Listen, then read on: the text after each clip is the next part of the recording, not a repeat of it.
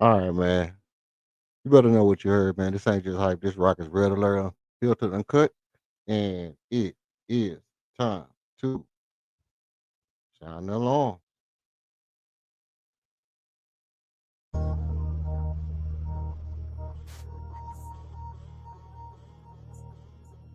Red alert, red alert, red alert, yeah.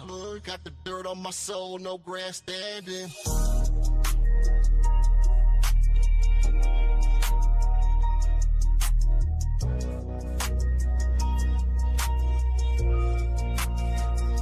Yeah.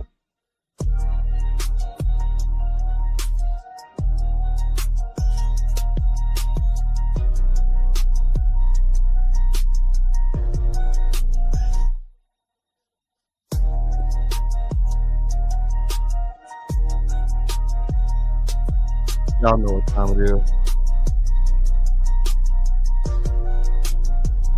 Let's get straight to it. So, as most of you heard,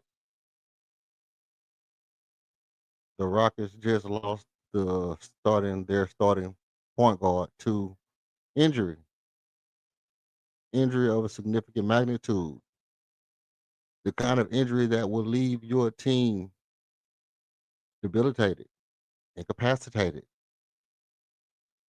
um, for lack of better words, shit out of luck. But what I want to put in your hands today is the possibility that this has just allowed the Rockets to become a highly opportune situation. And when I say opportune situation, I don't mean for the average fan to just, you know, take all the great things and just expect that this would be a great opportunity for the Rockets in general. But what I'm speaking of is the betting odds. So I'm totally unprepared for this. I'm on vacation. I just did 4 hours on Greenleaf's exclusive. Shout out to Greenleaf. If you didn't get to check it out, check it out. The stream was unbelievable. It was a fire stream. Yeah, it was what it be over there on Greenleaf. You know what I mean? We get it in. So here's how we gonna do it. I'm gonna pull up the betting odds. Um, I'm gonna pull up the betting odds right quick to what Vegas has the Rockets betting odds for now. We understand that they was like uh third best, second best odds to win before the injury.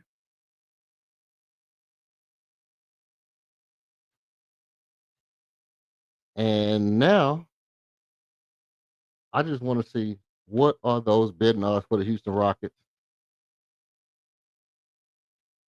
now that Fred VanVleet got hurt. And I'm gonna tell you why that's important. And I'm gonna sit with you for a little while.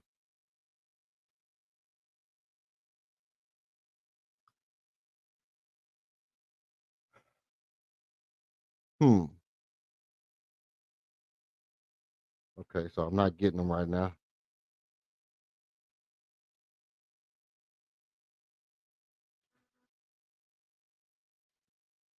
Let's see. Let's see. So they was plus 700, 800, and the new odds haven't hit yet that I can find. So plus, but it was 700 to plus 850. I'm willing to bet that those betting odds are gonna skyrocket to around 1,200. You know, $1,500. I mean, let's keep it a bean. Every article that came out was already, you know, on a tirade. Matter of fact, Sports Illustrated had just did an article about how the Rockets' biggest gap was at the point guard position, stating on how that the Rockets are going to be highly relying upon players like Aaron Holiday and Reed Shepard and how the Rockets didn't have, um, a tertiary ball handler, and just totally disregarded Aaron Holiday.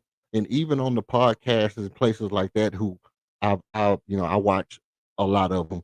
Everybody was saying the Rockets didn't have a ball handler. Here's my thing. Here's my thing. Now listen to me. Listen to me well. These odds are going to skyrocket. This is a great thing for bettors. This is a great thing for bettors because I'm not gonna hold you here. I'm not gonna hold you at all. The reason why this is a great thing for bettors is because when these odds skyrocket to from 700 to 1,200, 1,300, $1,500, you're gonna be able to get a good bet for the Houston Rockets to win the championship. And the possibility that they win the championship doesn't really go down that much. It doesn't really go down that much. Why do I say this? Because Fred VanVleet didn't play a significant role in the playoffs this year. He had one game where he scorched the shit out of everybody, and he was very efficient as far as turnover to assist ratio. And I mean, that's a big thing.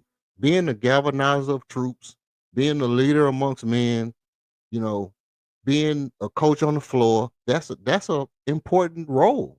So we're not taking it lightly. I'm not underrating it in any aspect, but I am gonna say that overall,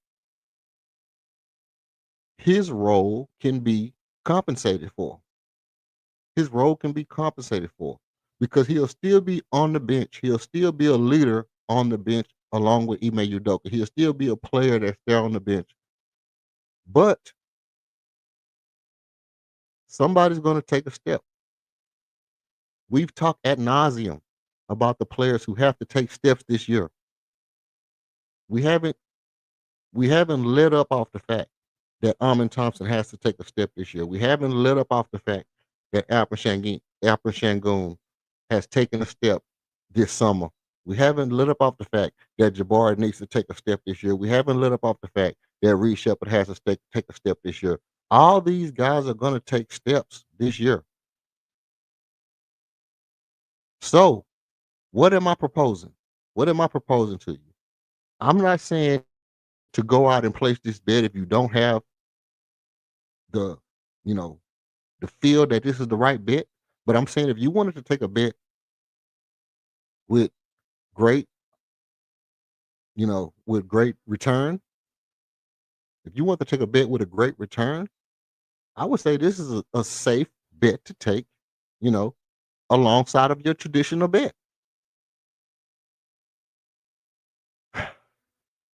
Yeah. I'm a bit of a 10 for a hatter. Most of you know that. Most of you understand that I put on my 10 for a hat, and I will let you know right off the bat that I believe this is the kind of situation that the league loves. That the league loves, and that Vegas absolutely will eat it up. Vegas is going to eat this up. Referees are going to eat this up because if the Rockets happen to win, and it's so far, unexpected, it's so unexpected that the Rockets would take a championship from the likes of OKC, from the likes of Denver, from the likes of New York, you know. And if the Rockets could actually pull this off, Vegas stands to make um insurmountable amount of revenue. And the league also will make insurmountable amount of revenue if the Rockets pull off this championship run. Now, yes, I'm a fan, and yes, I am giving you pie in the sky. This is absolutely pie in the sky. This is absolutely wishful thinking. And by no stretch of the imagination am I saying this is not wishful thinking. I'm not going to sit here and sugarcoat it. I'm not going to hit you with the banana in the tailpipe. Pause. I'm not blowing smoke up your rear. What I am telling you is it's a great opportunity. Now, why am I saying that? Not only is it a fact that we've been on the players taking a step bandwagon, and we've been on the fact that The Rockets are probably the second or most deep team in the league right now. But I was under the impression that our best plan of action to begin with was to have Alperen Sengun and Kevin Durant doing most of the ball handling duties once the ball passed half court. I mean, let's just keep it a buck. Let's just keep it a bean. Do you want the ball in Fred VanVleet's hands more than you want it in Kevin Durant's hands? I'll wait. I'll wait. Now listen. I'm not like I said, I'm not fully prepared here. I'm not fully prepared. So, you know, I don't have all my bells and whistles. I don't have all my bells and whistles. So, you know, you won't get the usual entertainment value, but you're gonna get a little bit of you get a little bit of push and pull from me right here.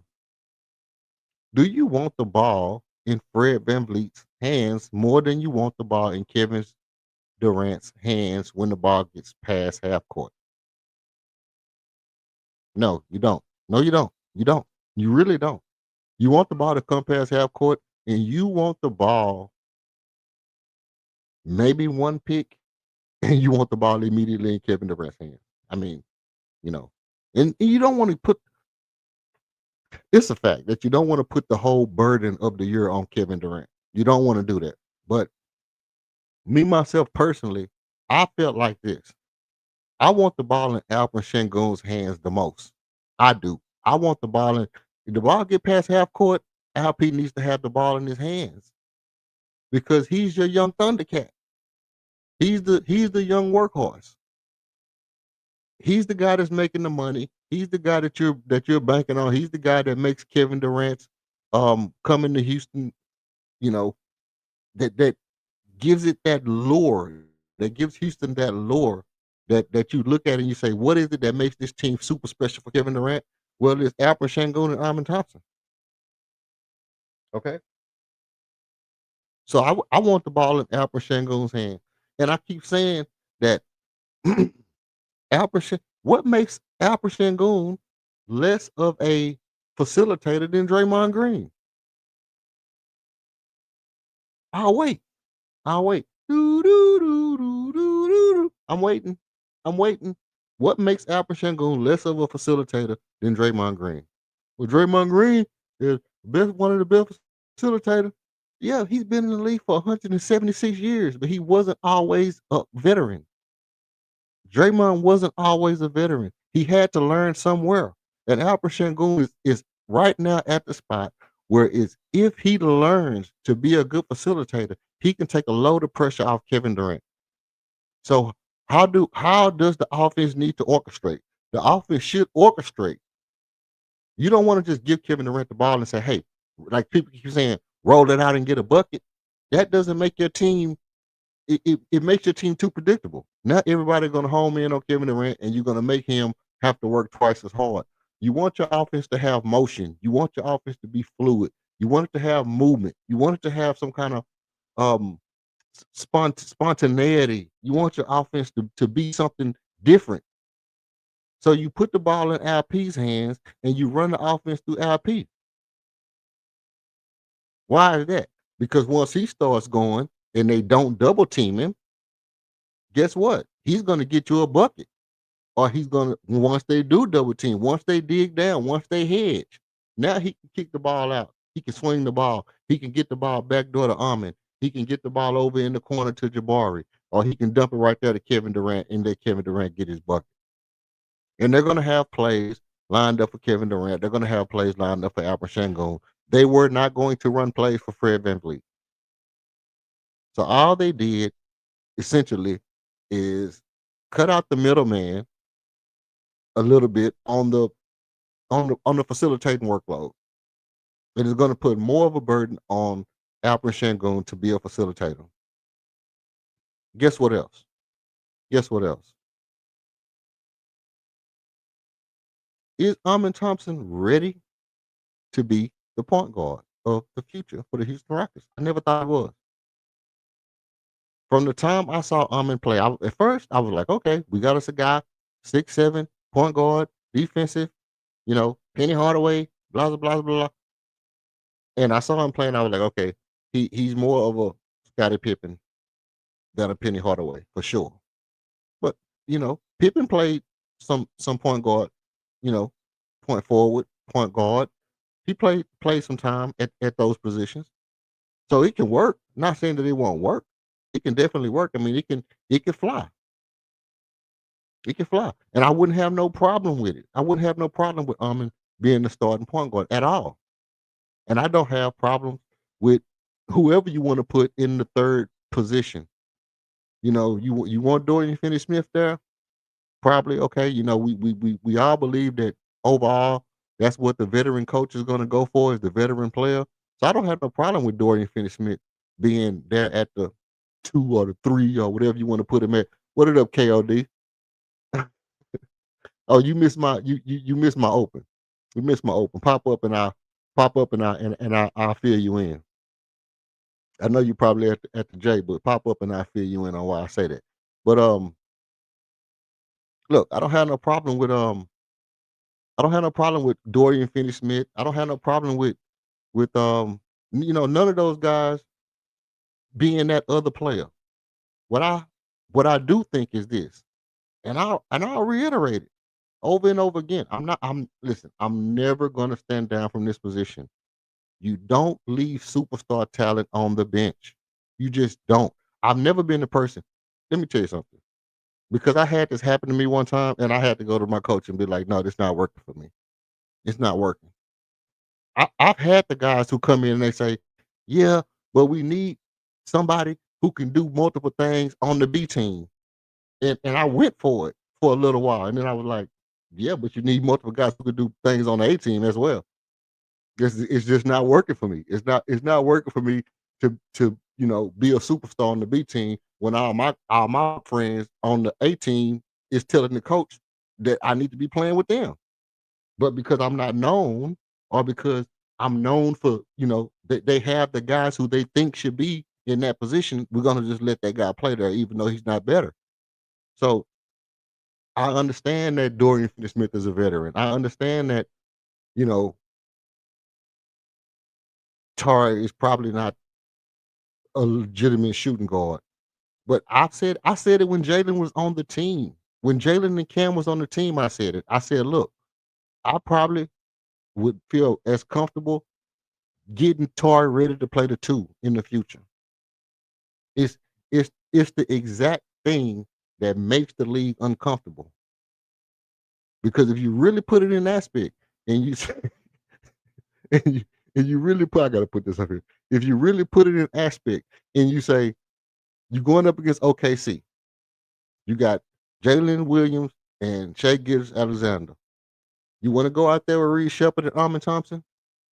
Guess who's getting cooked? And I'm not saying Reed don't play defense because we know Reed play defense, but Reed's getting cooked in that situation. Okay, let's flip it. Let's say Armin Thompson. Let's say you're going with Aaron Holiday, and Aaron Holiday's getting cooked. You see, so when and obviously we got players who can make up for it because we got KD who's super, you know, has a lot of take up a lot of space, and we got Jabbar who take up a lot of space. All these guys are switchable. Okay, cool. Okay, cool. We understand that.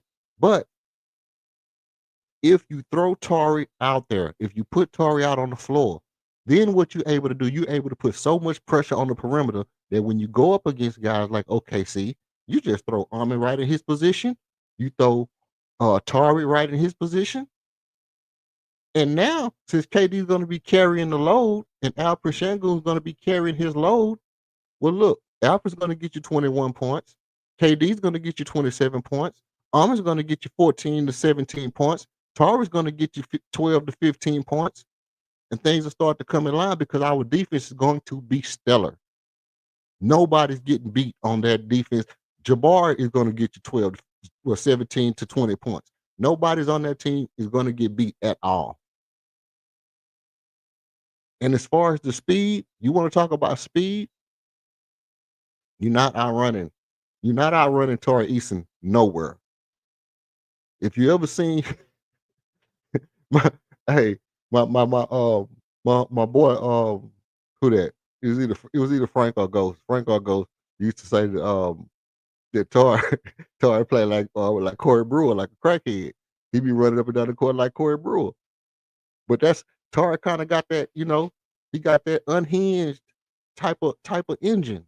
He got that unhinged type of engine, and you can't teach that. You can't teach that kind of motor. So when you put them on the floor, let's say they got a smaller team. Let's say you run up against somebody like Davion Mitchell and Darius Garland. Are we scared of that when we got Armin Thompson and Tari Eason on the floor? No, you're not. No, you're not. Matter of fact, is you got Tari and Armin on the floor. I feel like that's the best defensive backcourt that this league has seen in a while. That defensive backcourt matches OKC's defensive backcourt easy. You put Armin and Tari on the floor together on the perimeter, backcourt is, I mean, it's crazy. That's just a crazy backcourt to even think about. Now, do you have shooting problems? Yes, you do. But by the same token, if you put Reed Shepard out there on the floor, and don't get me wrong, this could be the perfect opportunity for Reed Shepard to have confidence because all the burden is on you to make shots. But if you put Reed Shepard out on the floor at 6'3" and his confidence ain't there, or um, he's playing against bigger guards like a Shea Alexander or a Jalen Williams. It's still going to affect the shot, you know. So it could still be a situation to where Reed is not getting you value at stretching the floor.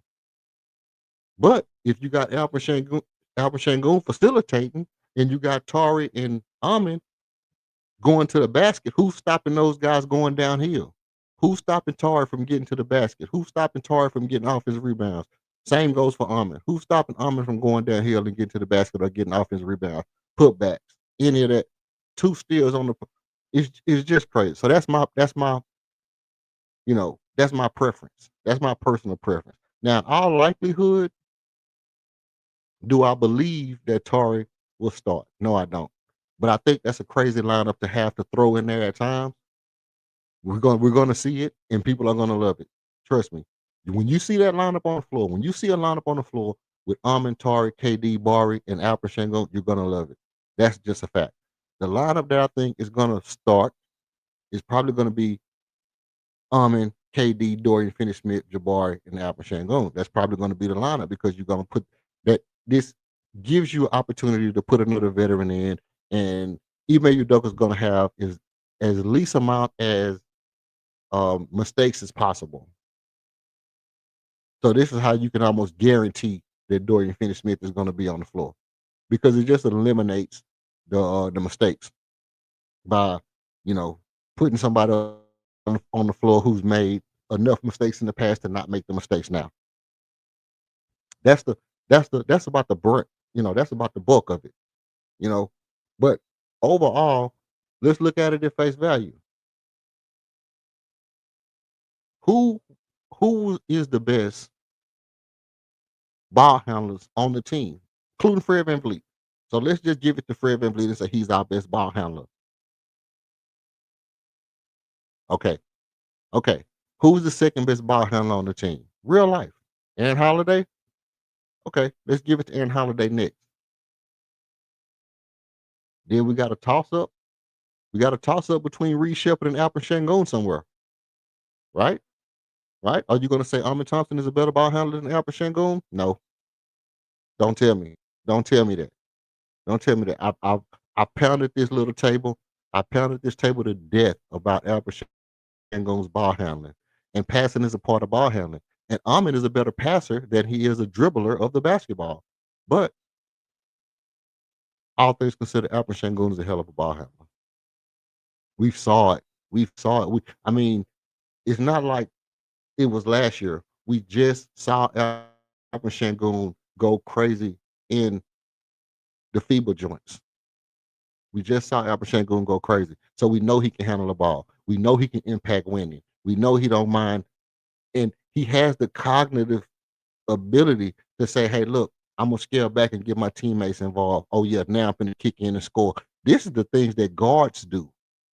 That kind of mentality is a guard mentality. That's a Kobe, that's a Jordan, that's a That's a guard mentality. I'm gonna scale back my scoring, get my teammates involved for these 2 quarters, and then I'm gonna just kick in the 3rd. Or, I gotta come out strong and give us a lead. I'm gonna come out crazy in the 1st quarter, and then I'm gonna scale back for the 2nd and the 3rd, and then I kick back in the 4th. That's how guards play. That's not how centers usually even play. Centers usually play, give me my 4 points a quarter. Give me my 5 points a quarter, as Shaq would say, give me three hook shots and 2 free throws a quarter. Let me get my 28 points. Let me get my 28 points. Get my 3 hook shots and 2 free throws a quarter, get my 28 points, and I walk with it, right? So, but to see Alpershon go in the way he played in FIBA and to see how he handled the ball around the perimeter, boom, boom, boom, dribble with the spin move, kicking out, passes, crazy passes everywhere. It's it's not like we're losing and we don't have ball handlers. We actually have ball handlers on the team. And if we need to have speed on the team, we do have Tari Eason on the team. We do have Aaron Holiday, he got some quickness to his game. He got a little burst of energy to his game. And he don't mind firing that pill. He will shoot that regular pistol. Right? So okay, you know. So what happens? So what happens? You get down the line and you realize, hey, look, we're not looking all that bad. We want to give guys playing time. Or they come into the beginning of the season and they say, you know what? We're going to throw Reed out there with this starting lineup because we want to see exactly how it's going to play out. We want to see how is this going to shape up if we just throw Reed out there. Reed comes out crazy in the preseason. Let's say we get in the preseason and Reed is going bonkers. He's going game 1 of Summer League bonkers in the playoff. And they say, you know what? Let's go ahead and throw Reed out there. He's going to sink or swim. All right. And he comes out and he does phenomenal. Have no problem. I have no problem believing that Reed Shepard step up and be Brent Barry. He can step up and be a Matt Maloney. Salute Buck Mo. Salute Buck Mo. We gonna sink. Buck Mo think we gonna sink, man. I don't believe you think Reed gonna sink. You're not a big Reed fan. But listen, Reed Shepard has the opportunity to actually, and it's what I've been saying from the beginning. He has to come in and make his presence felt in the preseason. That's just what it is. He has to come in directly in the preseason and just go crazy, you know, and that's where we're gonna find out exactly. I mean, because ultimately that's what the preseason is for. And you think about this. You think about this. We're gonna have G League players in our preseason. We're gonna see Chandler. What's his name? Chandler Washington or whatever his name was. We're gonna see Chandler Bean. We're gonna see him in the preseason and see how he plays. Will he be a JD Davison? JD Davison that we got from JD Davison that we got from Boston. We're gonna see JD Davison and see how he does. But I mean, those are small guys. Look, got a little speed to them. So we get a look at JD Davison. We get a look at Chandler in the preseason. See how they play. Does it matter? I mean, not really, because like they said, we don't really have opportunity to be developing players and trying out new stuff or whatever. But if one of those guys stick out, if they shine in the preseason, then you take the opportunity and you go ahead and give them that position on the bench. Something that Greenleaf said, that I've said before. Jayshawn Tate has played point guard. He's played point guard for Houston. He's the guy that you can throw out there and tell him to run some point guard. And I even said this like 2 years ago that, I mean, Jayshawn Tate, Marcus Smart. Which one would you rather have? What Jay Sean Tate did last year and what Marcus Smart did last year. Which one would you rather have at your point guard right now? Right now, if you said, "Hey, look, Jay Sean Tate from last year, Marcus Smart from last year, which one would you rather have at your point guard?" Ah, man, I want Marcus Smart. Don't come over here with that junk, KOD. Don't come over here with that junk. I know right off the bat, bro. I know right off the bat, people are gonna say Marcus Smart because he's listed as a point guard, but ultimately, you got to say Jay Sean Tate right now is a better point guard than Marcus Smart. But when the Lakers got Marcus Smart, people looked at it like they had acquired, God dog me, um, Ish Smith or somebody. It's not. It's not. It's not. It's not what that is, bro. It's not what that is. Marcus Smart is not what that is. It's been about 4 years since I would have taken Marcus Smart over Jay Sean Tate. It's been about 4 years since I thought Marcus Smart was a better option than Jay Sean Tate. Marcus Smart is just as prone to turn over the ball. He's just as bad a shooter. You know, they about the same defensively. If Jay Sean Tate was a starting point guard, I believe he would be equally, capable of defending guards in the post as Marcus Smart was. Now, now not that not that I'm advocating for Jay Sean Tate to be like our fourth point guard, but what I'm saying is we still have ball handlers on our team. Matter of fact, matter of fact, one of the best alleys, one of the best passes I've seen in the past couple of years was the alley oop from Jay Sean Tate to Cam Whitmore. Half court alley oop almost. Who could Fred couldn't have done it. Fred ain't never threw no half court alley oops. Fred ain't never not one day threw a half court alley oop. So here we go. We finna get into the nonsense. Hey man, right now I'm finna bring up my boy, man. Finna bring up KOD to the stage, man, and see what my boy KOD got to say. And we finna get it in and let y'all know exactly what we are looking for as far as this season. What you got, KOD? You stay goddamn capping, man.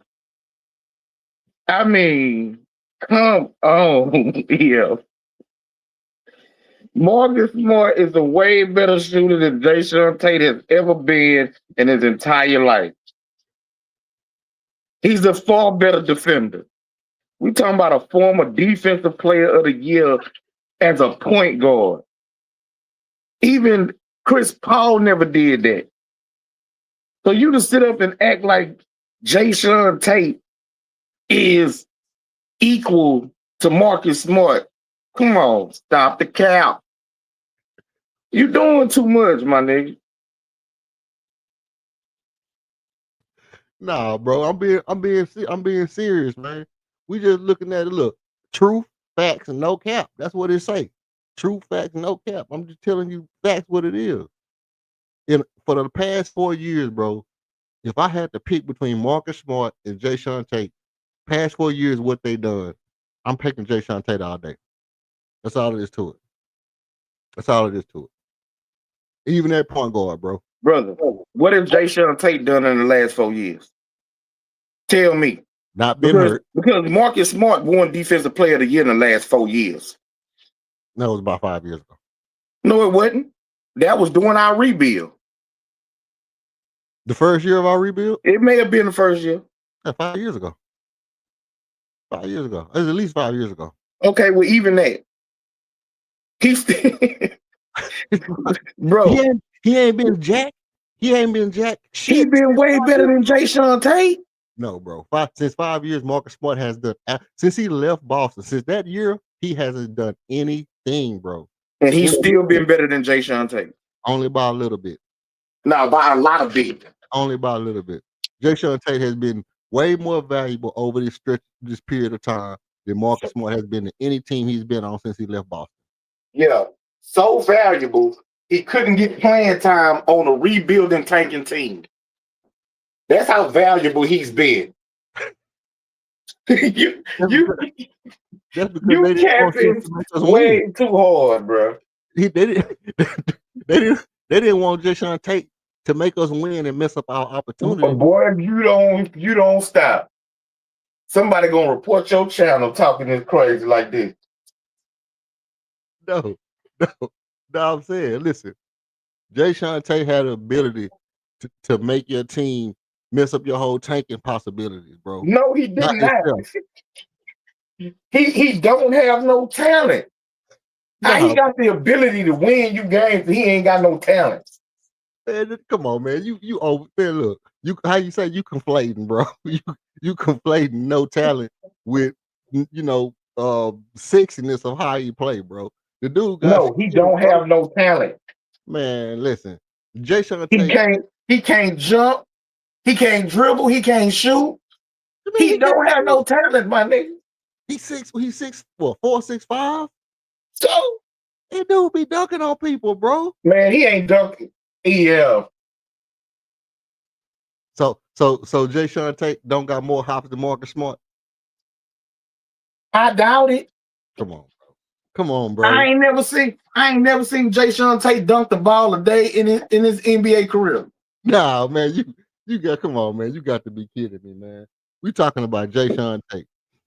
Exactly. Listen, here's the thing. Now listen, I know you wouldn't here. This is my point for the title. And probably by now you probably got the gist of it.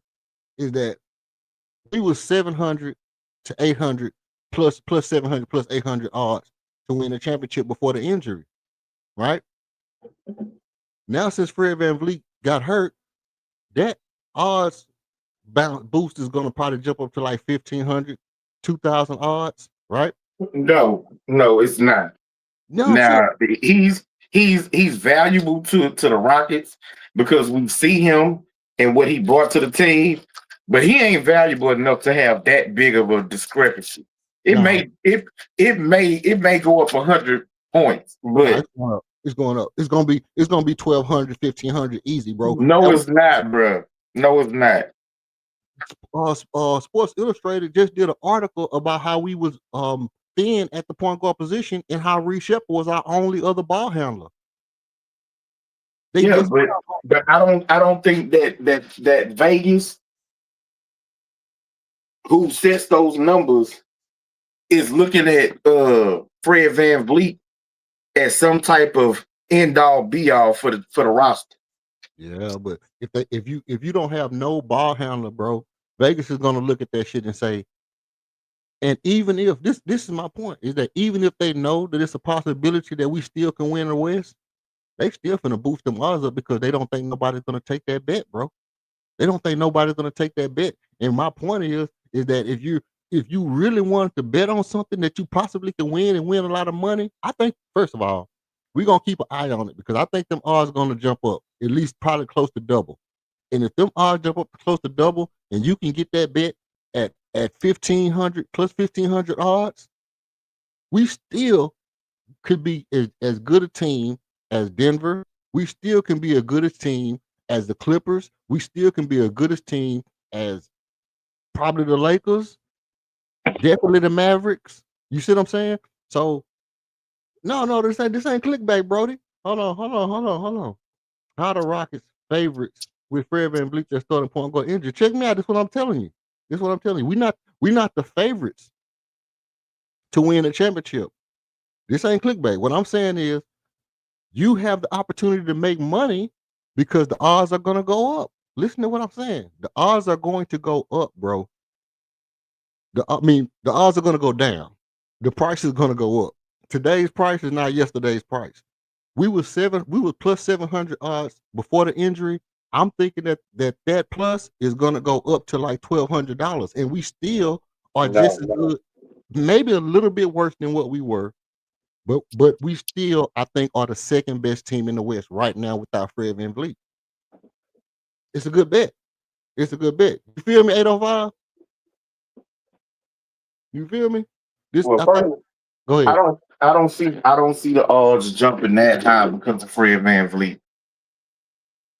I don't see it. Listen. He's not looked at as that level of difference maker.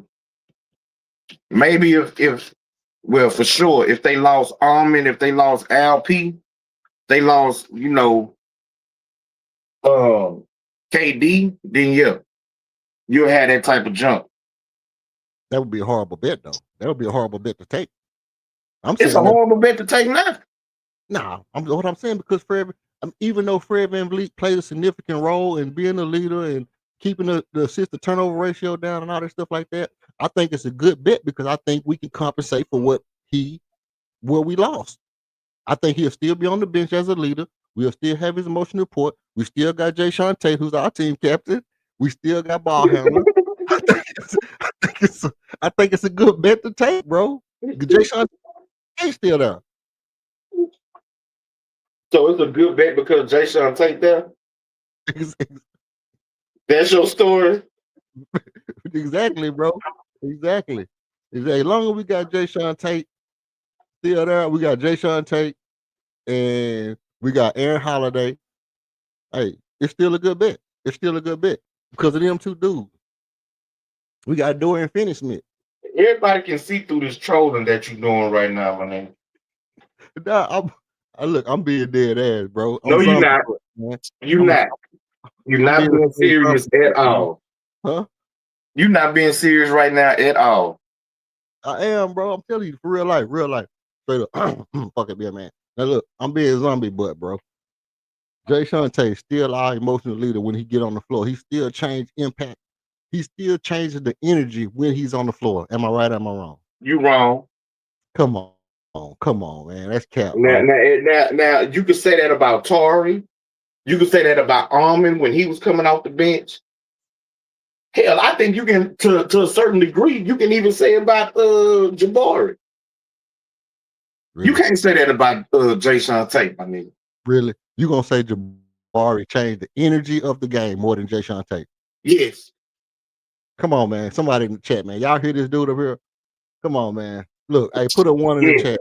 Put a one in the chat. Because Jabari gonna come in, Jabari gonna hit a big three. He gonna get a block. He gonna make a play, a real play. That's gonna change the energy of the game. Get them boys out running. You know what I'm saying? Get them boys, boosted up. Jay Sean Tate does that sometimes. But it ain't nothing that you gonna just depend on. Like, he ain't no spark plug coming off the bench. We not finna lie to the people now. Yeah. Now listen. Okay, this is what I'm saying. He not no spark plug as far as offensively. Who's gonna run the offense for Houston? Listen. Go ahead, KD. KLD. He said, who gonna run the offense for Houston? What's your take on that? Who gonna do what? Who gonna run the offense for Houston? What's your take on who gonna run the offense for Houston? Hey, salute to 805 Dodgers fan, man. 805 Dodgers. Salute to you, bro. It's gonna be Armin. Armin gonna transition to the point guard. He was already running some point guard last year. He was gonna still run some point guard this year. But Fred was gonna be the starter. When Fred went to the bench, Armin was gonna take over ball handling duties, for the most part. That was gonna be your 1 and 2, and then, in certain situations, certain times, that's where they was expecting Reed Shepherd to step in and be able to give some minutes off the bench at that point guard position. So it's gonna be Armin and it's gonna be Old Shep. And of course, young Holiday is gonna fill his role, as a third, ball handler. But I don't expect Holiday nor Old Shep to, really handle the ball the way that Fred did or the way that Armin gonna handle it. Do you think if Fred, you think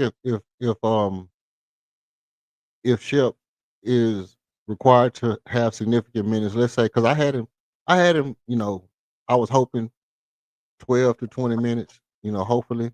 But that's high. But if he actually get to 25 minutes a game, do you think he can keep his assist to turnover ratio in check?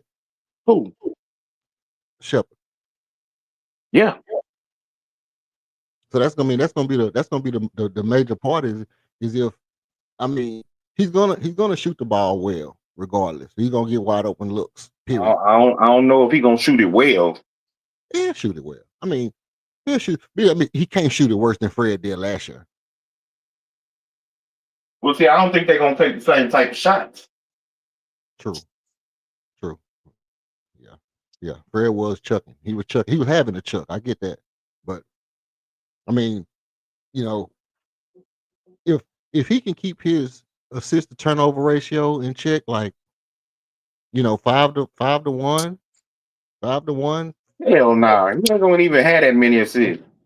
you don't think he's gonna have 5 assists? No, I don't think old Shep gonna handle the ball like that. I'm telling you. I think it's gonna be in Armin's hands. It's gonna be in KD's hands. Hopefully they can limit LP, but it's gonna be in LP's hands too. Come on, man. Come on now. Why And are you so, hating on LP ball handling, bro? huh? Why is you hating on LP ball handling? I'm not hating on this ball handling. I'm just saying I want them to limit it.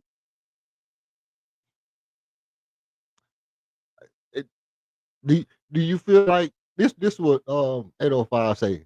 He don't know if Armin got the ball handling skills.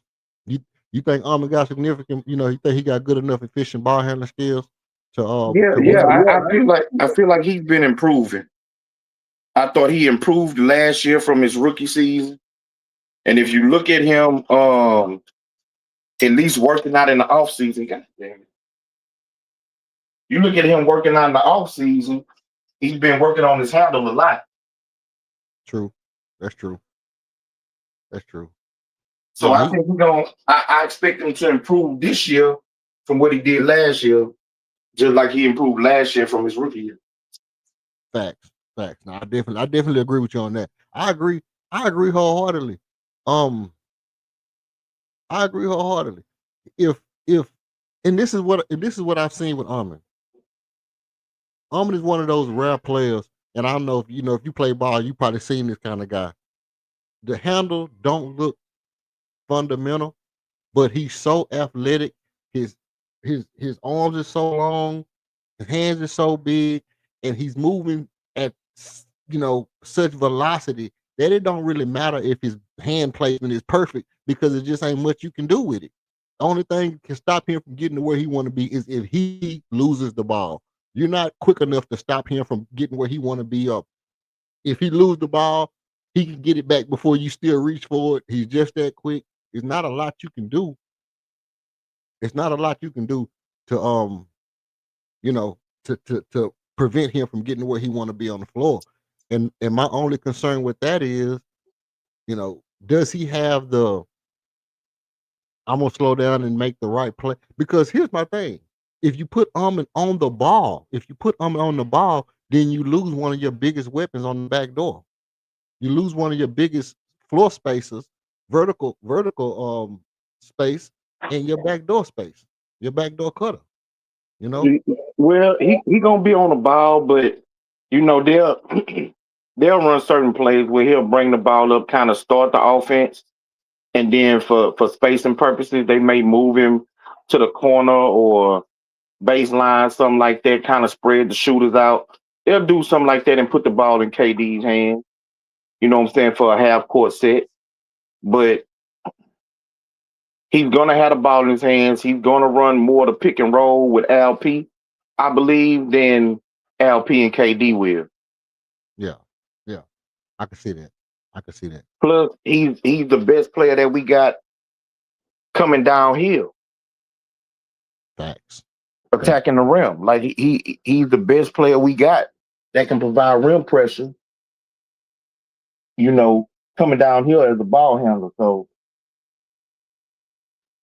he gonna have the ball in his hands. A significant amount this year. Yeah. No, that's a fact, Bugmo.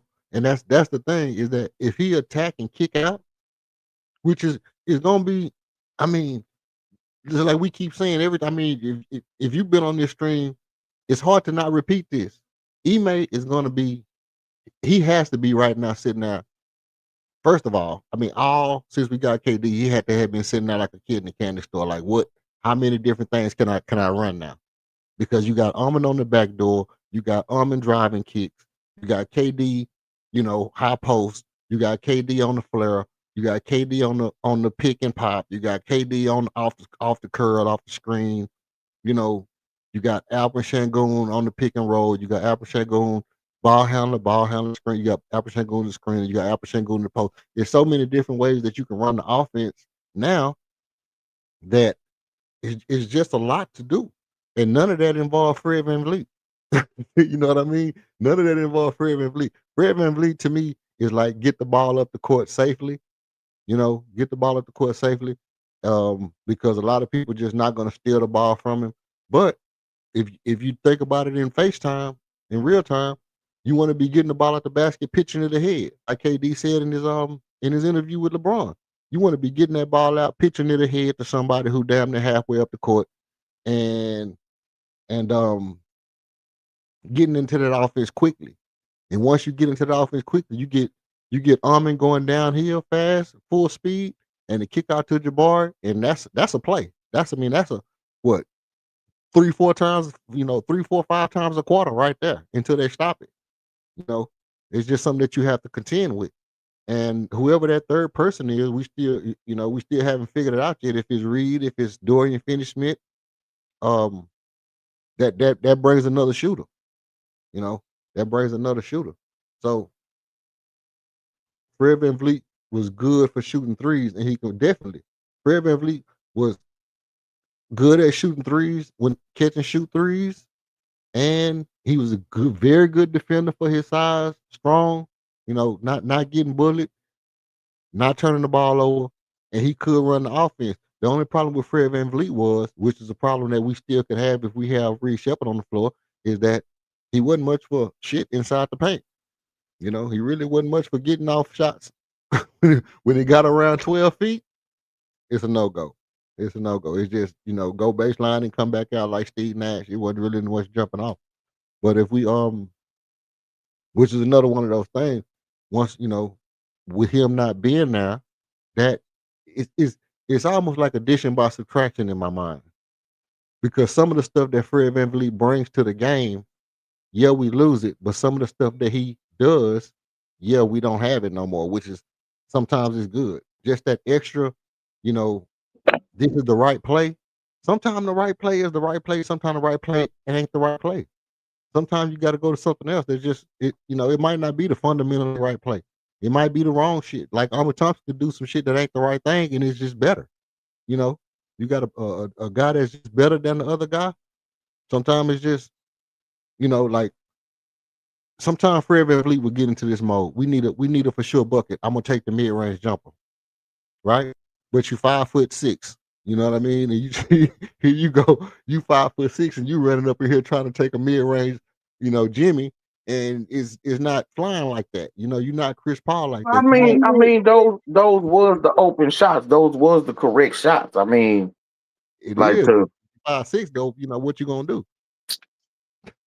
yeah, but once he get in there, he open because defenses is mostly giving up the mid range shots. The only thing is he wasn't as efficient doing it as Chris Paul. Right, right, 100%, 100%. So those types of things we don't have to worry about. We don't have to worry. I mean, we do when you look at it and you say, well, if Armin decides, hey, we need a mid range jumper, and he go in there, he put a mid range jumper, we're gonna all, out, we're gonna be clenching our cheeks every time Armin take a shot. You know what I mean? Until he proved that he can shoot, we clench the cheeks. But you know, hopefully he proved that he can make those shots throughout the course of the season, especially early in the season, that we see that because it's a matter of focus, bro. It's really a matter of focus at this point. Once you practice and you've made them and you've hit them, it's just about, can I focus when it's time for me to take them? Am I fully focused? Am I going to shoot my exact form? My elbow going to be right, and my finger going to follow through like I'm supposed to? Is the ball rolling on my palms? All that kind of little small stuff like that. If I'm still doing those kind of things early in the season, we're gonna know. We're gonna know if he's pushing the ball off his palm or not. And if he's not, hey, I could be a little more confident in him taking those shots. Same with Reed Shepard. If Reed Shepard is squaring his base up and he taking the right shot, but here's my thing. Here's my thing. we got to look at this though, Ken, because I know you feel different than I do about this, and I keep saying this. To me, KD's best offense is when that facilitator is at the high post, bro. When that facilitator is at the high post, that allows him to come off of curls and off screens, and almost to where when that handoff or that dribble handoff or that pass goes to him and that person cuts back door, it's almost like a slip screen or whatever, to where Al Pachenko now can just be going downhill and that KD get the open shot. So I mean, the Al Pachenko and the Kevin Durant dynamic, I think it just makes it to where Fred VanVleet was not going to be as valuable as I think people are going to think he was. That's you know that's just Uh, I disagree with that because his shot making was going to be invaluable to that to the type of lineup and team we got.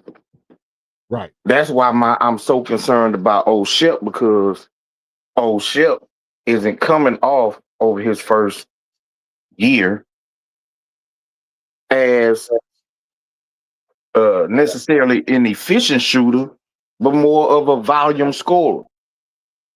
The more shots he get, the better it look. But to come in for 4 5 minutes in the first half, 6 7 minutes in the first half, and you get 3 4 looks, Yeah, yeah. and you able to knock them shots down. Go 3 for 3, go 3 for 4. Hell, even 2 for 4. He hasn't shown that. He'll start out 0 for 4, 1 for 6, and then he may hit 3 in a row. You know what I'm saying? Now his shooting percentage looks much better, but that was the same thing we had with Jalen. True, true. Yeah. Okay. So do you think Reed Shepard is going to be a streaky shooter, or you think he's going to be a pure shooter?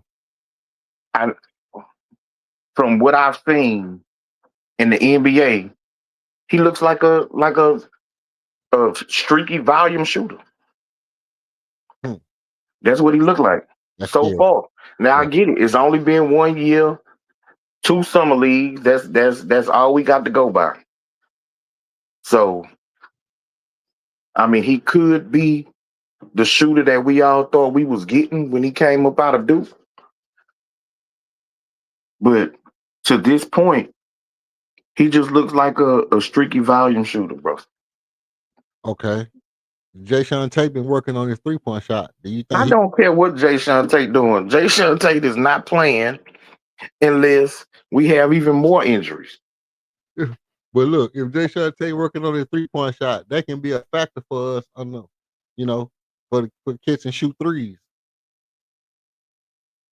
No, that won't be no factor because he won't be on the court.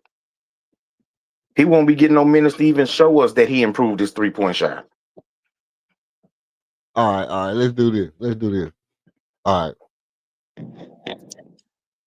Now we heard some names, what I'm saying. Obviously, we was over on Green League stream for a couple of hours, and we heard some names that people threw around. Is there any names that wasn't thrown around that you think could be, that could be good people that we could probably pick up? Any names that wasn't brought up or anything like that we think could be nice pickups? No, again, I haven't really had a chance to really dive into it. You know what I'm saying? As far as who's available or who would be a potential trade target. Uh, like the makeup of the team. As far as how many guards do they have already on their roster, like all of those types of things. It ain't something that I really just dug into, but I thought I'm from what I was hearing, I don't agree with what uh Elder kept trying to sell to the panel. This notion of, oh man, y'all could trade for this guy, y'all could trade for that guy. And all of them players, those teams is gonna demand, future lottery picks, i.e. the Phoenix Suns picks, to come up off of those players. Nah, I believe he a shield, bro. I believe he a shield. I believe he a shield, man. He be trying to get us to sabotage. He be trying to get us to condone the sabotage. I don't be trying to condone the sabotage, he, bro. he do. Come He on, man. do, bro. It's Give him a first always something to get rid of our young talent, to get rid of our draft capital. It's always something like that. yeah, yeah. He be, but don't get listen. He be being real with what he be saying because I feel what he's saying. It's it's like this. Like I say, you gotta imagine that Raphael Stone is exploring every possible scenario, right? So when it came to like Kobe White, that's when I was like, you know what? As much as people have heard me say, I'm not into trade Tari Eason. Kobe White is a person that I would consider trading Tari Eason for. Reason why is because he fits the timeline. He's proven what he can do. He plays defense and he's a bucket when you need it. So you know exactly what you're getting. It's something that we're going to need in the future. And you can pair him with the Armin Thompson and they can still be great for years to come. Now, with that being said, you know, even Davian Mitchell. I like Davian Mitchell. You know what I'm saying? Davian Mitchell is a dog. I mean, but you know Pat Riley not letting you get nobody without fleece. No.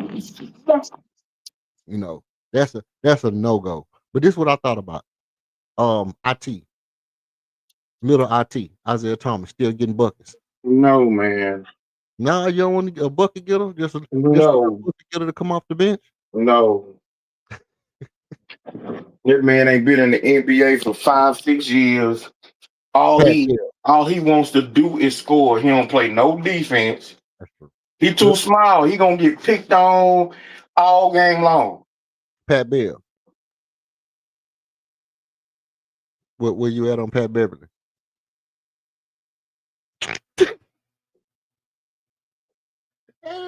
Hello, I ain't never heard King so quiet in my life, bro. Is my, is my audio working? Is my audio working? That boy Yeah, went, yeah, your audio working, bro. that boy went radio silent, bro. I'm not sure on Pat Bev, to be honest, man. Huh? I'm not sure on Pat. Yeah.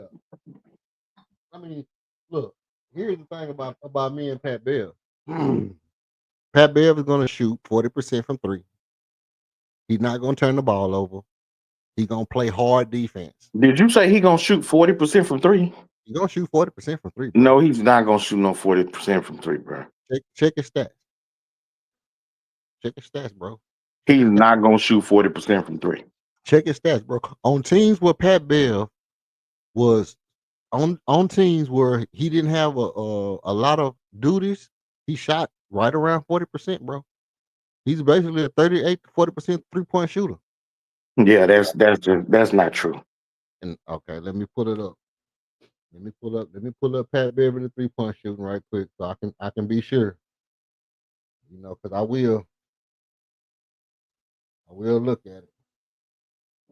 If he was that good of a 3-point shooter, with the way that he competes on defense, now he ain't really necessarily a good defender, but he will compete. He'll take charges. He'll dive for loose balls, all of that type of stuff. So the way he competes, if he was a 40% 3-point shooter, he wouldn't have been going from team to team to team like he has. He for his career 37.1%.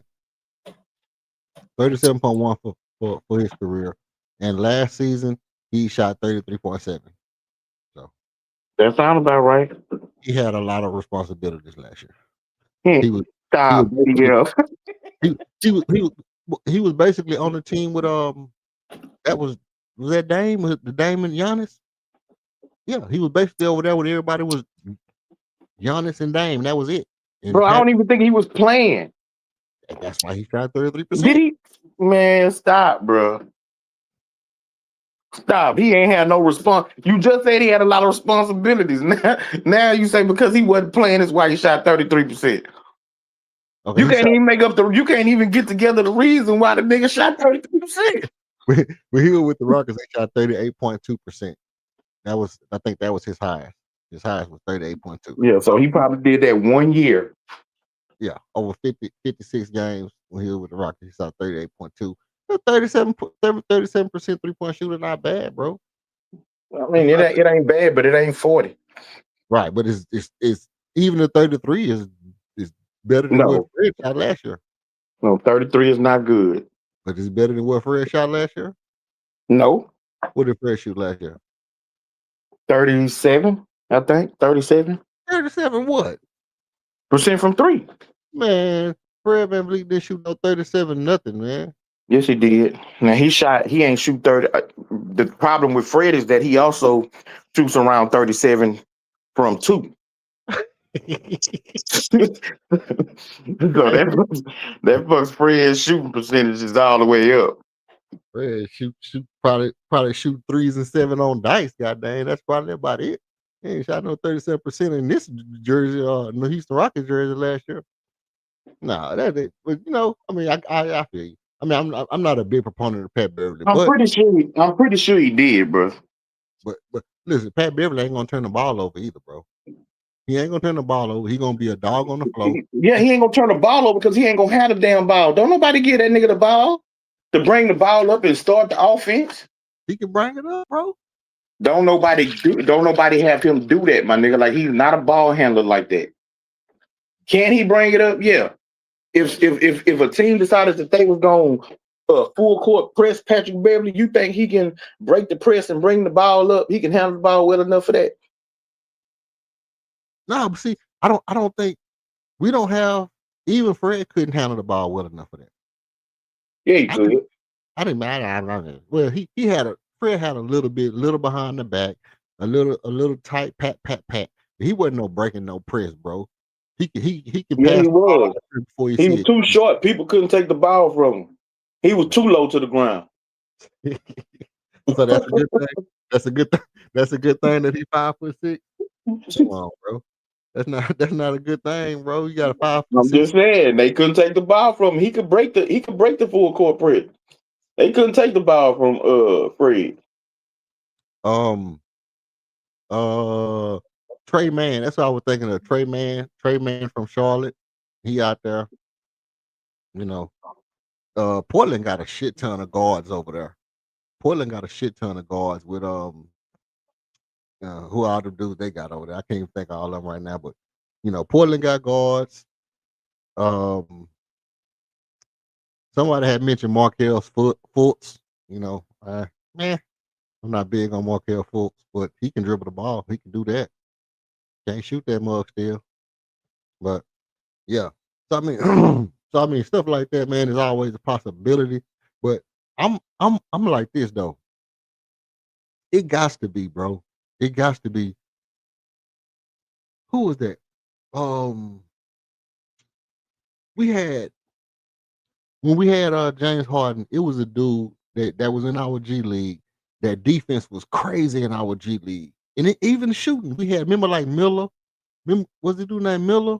Oliver? No, not Oliver Miller. His name was something. Um, his name might have been Oliver. It wasn't Oliver Miller, but his last name might have been Oliver. And we had all them shooters and stuff in the G League, and we would be like, man, with Troy Daniels and all them guys, we'd be like, man, why these dudes not getting playing time? Remember how we used to see all them guys in the G League and be like, man, why these dudes ain't playing? Yeah. So it's always guys in the G League who are extremely talented that can come in and be that third point guard that you can just pull them up off the G League from somebody's team. You know, we played Detroit. Them guys was giving Reed Shepard hell. You can't tell me none of them guys ain't good. Who was the white boy that went behind his back and took off and glid on them niggas from was he in Phoenix? The white boy Yeah. that I don't know, bro. man, all these guys in the G League, man, there's players in the G League right now that we can pull up and put on in that third spot that can hoop, bro. I know it's because it was guys out there that was making Reed Shepard look like he was not a third overall pick, bro. And I wouldn't mind trying to get your scouting report on and hold on, let's see. I wouldn't mind trying to get your scouting report on and right, exactly. And find one of them guys like that who can just come in and you find one of them guys who long, who's a good dribbler. I'm gonna tell you somebody. I'm gonna tell you somebody who we had on our team last year, who they said he wasn't a good I don't know if they say he wasn't a good dribbler or a good shooter, but he was excellent defender. Jared Springer. Remember, we got Jared Springer from Boston. We got two players from Boston. But J.D. Davison, people be saying that he could step in, and we had got that dude Jared Springer that we had got from Boston, and we got him and waived him immediately. That dude was a defensive phenom, bro. And I don't know why that dude ain't sticking in the league. Is his offense that bad? But as far as lockdown, one-on-one lockdown defender, exceptional defense. But I see. we got enough defenders already. That's true. That's true. That's true. That's true. That's true. But I mean, I'm just saying. I'm just saying. You don't beat the press by you beat the press by passing, not dribbling. That's what Buckmo say. Definitely, definitely. See, that's another thing. You know, is it one of those guys? Is it a guy in the league? Is it a guy in the G League? That's a exceptional passer. You look at guys like Ish Smith. When we drafted Ish Smith, he was one of my favorite players, bro. People don't believe this when I say this. Ish Smith was one of my favorite players when we had him. And I just did not understand why they got rid of him. That dude passing game was stupid. From the get-go. He was a he was a Steve Nash, Jay Will passer out the gate doing freaky passes. And sometimes you need that. He came a journeyman, 13, 14 years in the league, been around the league, got better and better at shooting, and had a pretty good career. So it's guys that dude Chandler. That dude Chandler that we got that played behind Reed Shepard in the summer league. He might be good. He just might be that guy that we bring up. So I don't know. I don't know. You talking But about that little bitty old dude? yeah, the little quick dude. He made some No, good bro. too small. Yeah. You think he's too small? Yep. But too small for what? To get minutes on this team right now. Why? Can he shoot? I don't know. Man, you gotta know, man. Look, the dude can shoot. He an all right shooter. He an all right shooter. He can pass and he quick.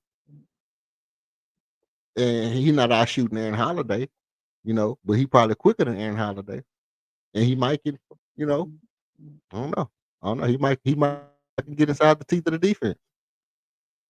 He might get inside the teeth of the defense. He has some good moments. Um, yeah.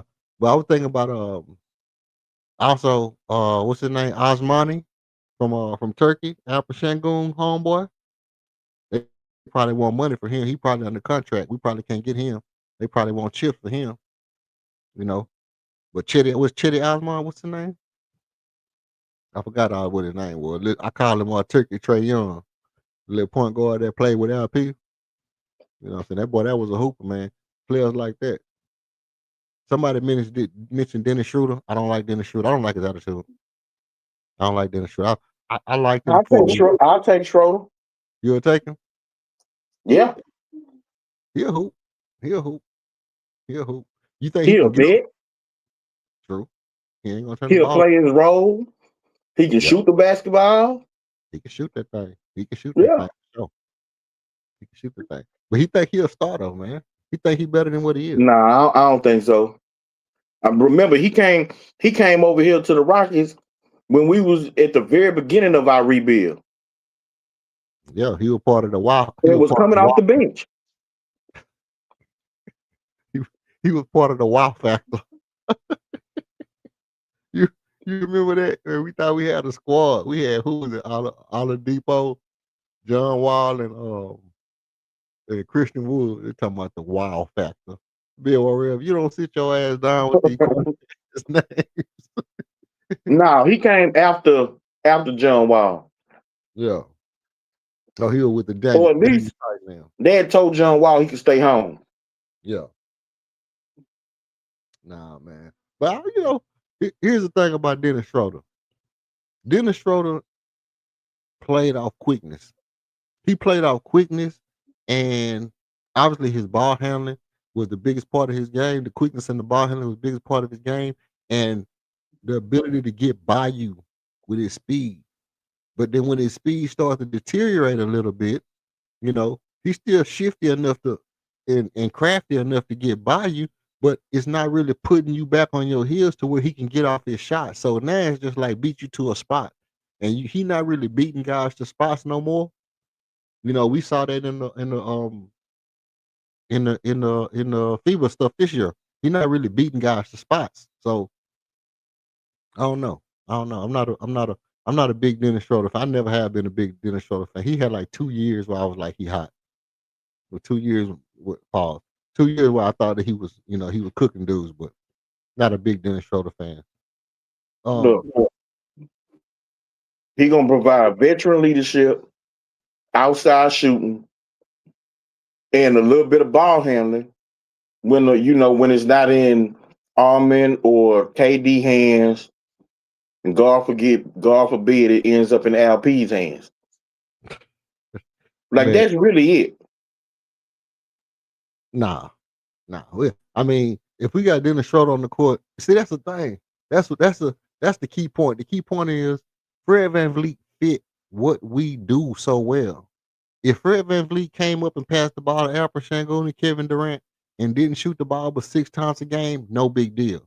But if Dennis Schroeder is doing that, it don't look right, bro. It just don't look right. If Dennis Schroeder out there and he ain't doing no dribbling, he ain't being fast, why is he here? Why is he here if you're not beating nobody off the dribble, bro? That's your game. That's your game. It would be like No, Jordan Clarkson coming here and not doing nothing. no. Dennis Schroeder's a point guard. He's a veteran. So the only thing he will be coming to provide is outside shooting, being able to keep the team on schedule as a ball handler, you know what I'm saying? Get the team into their sets, into their little offense, and spread the court. Provide spacing.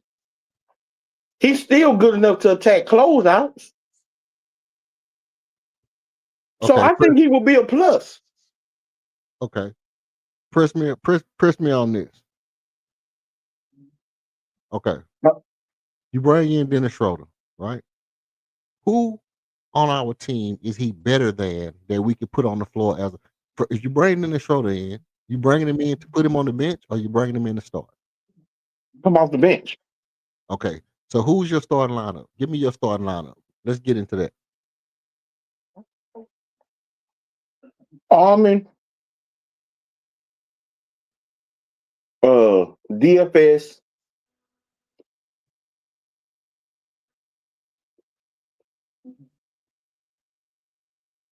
sorry,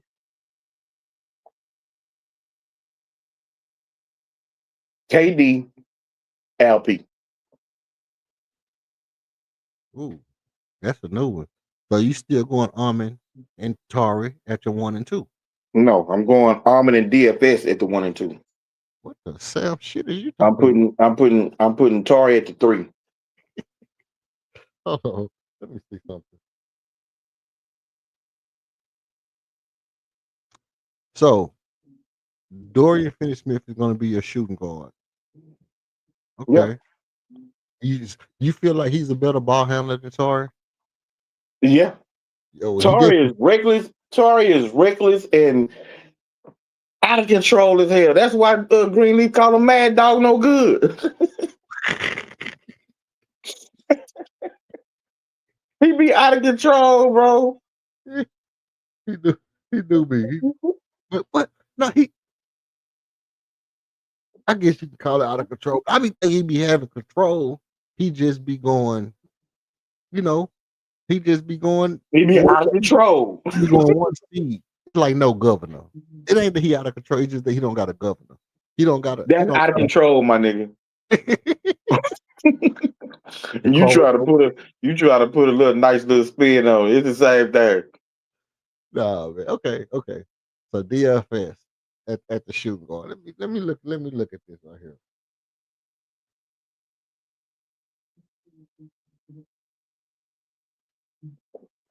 Okay. And Elder tried to say, "Oh, that team gonna be big. Teams just gonna run y'all off the floor." No, they not. No, they not. Nah. Those guys will be able to get up and down the court, and we have enough depth. Well, we don't have to play dudes a bunch of minutes. We can rotate guys in and out.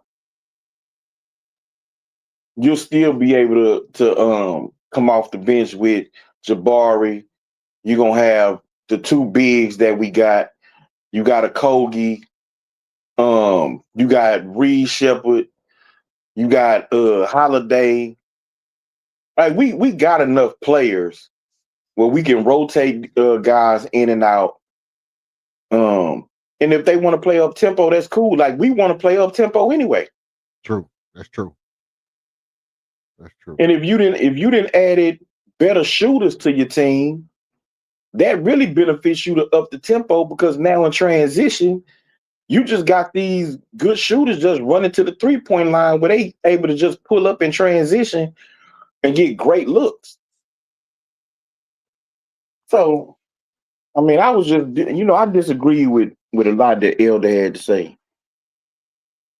Oh yeah. I mean, listen. All things considered, bro. You know, if one person talk the whole time, they gonna say some shit that you're gonna disagree with. I know because you know I be talking for 2-3 hours when I come on my stream, so I know I'm gonna say some shit that somebody might disagree with. No hard feelings. You know what I mean? But you have no backing to say that a team with 2 6'7" guards is going to run you off the floor because you put a 6'7" guard on the floor, a 6'7" small forward on the floor. You see what I'm saying? But Like nah, I don't think it was about Almond. I think it was because um DFS is 6'7", 6'7", 6'8".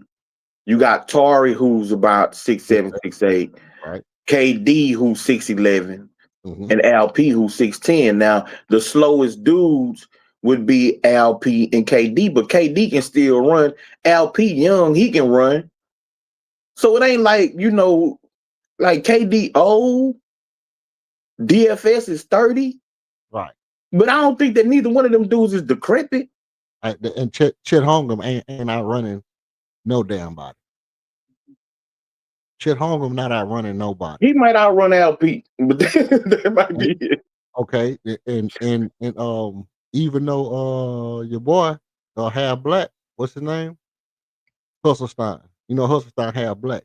Even though Hustlestein half black, he not outrunning. I mean, if you pair them up, LP and KD versus Hustlestein and Chet in a race, you know what I mean? LP and KD should win that race. Okay. Yeah, you would think so, yeah. Okay. Now you got muscle bound, what's his name? Big body, the small forward. You know what I'm talking about? The one that Jalen Williams. nah, the small forward, the one that be talking about look like a linebacker all the time. Lou Dort. Lou Dort. Okay. Now, him versus Jabari. Let's say him Nah, versus you talking about Tari. no, he not beating Toy. He not Nah, he outrunning. ain't beating Tari. He ain't beating Nobody. Tari. And nobody He'll beat outrunning Toy. Jabari though. Nobody outrunning and right. Ain't nobody outrunning Toy, ain't nobody outrunning Armin. But if you have Dorian Finney-Smith out there, then that's an even matchup. Lou Dort and Dorian Finney-Smith, an even matchup. So Armin and let's say you have Armin and Reed Shepard. Okay, that's still even match. Now we're not getting ran off the floor just because like he say, just because. My point is that Yeah, he Lou trying to say because we gonna be big, we gonna have so much size that yeah, team's gonna be able to run us off the court. I don't agree with that, and that gives us so much length. but Well, Jalen we could really be a defensive terror as a team with that much length on the floor, that much ability to cover ground.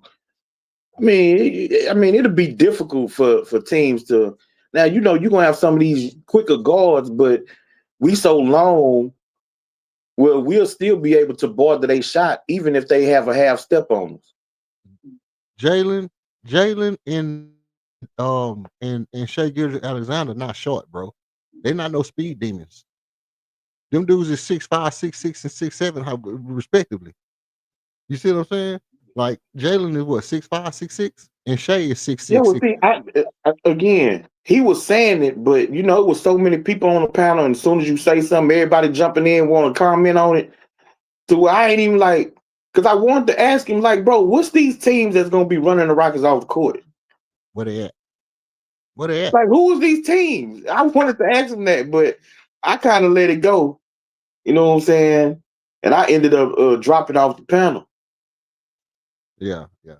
Nah, you know, I mean, I some stuff I'll let go, some stuff I'll weigh in on, but I'm with you on that, and you know, that's why that's why I say, that is why I said like, I mean, here's the other thing, how fast do you really think Fred VanVleet is? Do you think Fred VanVleet is faster than Tari or No, Fred Dorian was Finney-Smith? slow as hell. Fred couldn't beat a big man around, go around a big man on pick and roll.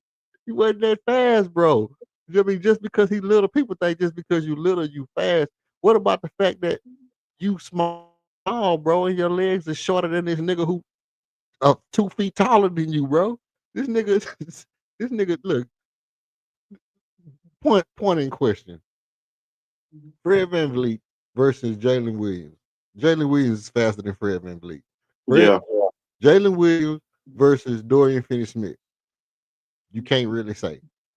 yeah. Well, I think he'll still be He's still faster, faster. like in a straight line, but Dorian Finney-Smith could definitely defend him because of his height and his length. He can get back on defense. He can get back Yeah, on defense. like Oh, Jalen Williams gonna have a tough time scoring over Dorian Finney-Smith. He got size, so you can't muscle him. Like you can't just kind of put your shoulder into him and kind of knock him off his square. And he's so tall and so long. Like Jalen Williams ain't just finna be able to blow by Dorian Finney-Smith like that anyway. right, right, right. No, Buckmore, you're right. Offense was the problem last year, and we solved the problem from last year, but we lost a little bit of offense this year when Fred got hurt. So I mean, obviously, what we dealing with now is how do we compensate for the loss of um ball control for if that's what we're using right now. I mean, I guess that's the big thing is Yeah, just the ball control. over to assist ratio. That's really it. Defense, no defense and shooting. Because Fred did compete on defense. He was gonna get. He was a good solid defender, particularly at the point guard position. There was some dudes that was a mismatch for him, but even in those games, he wasn't going that person no way. Yeah.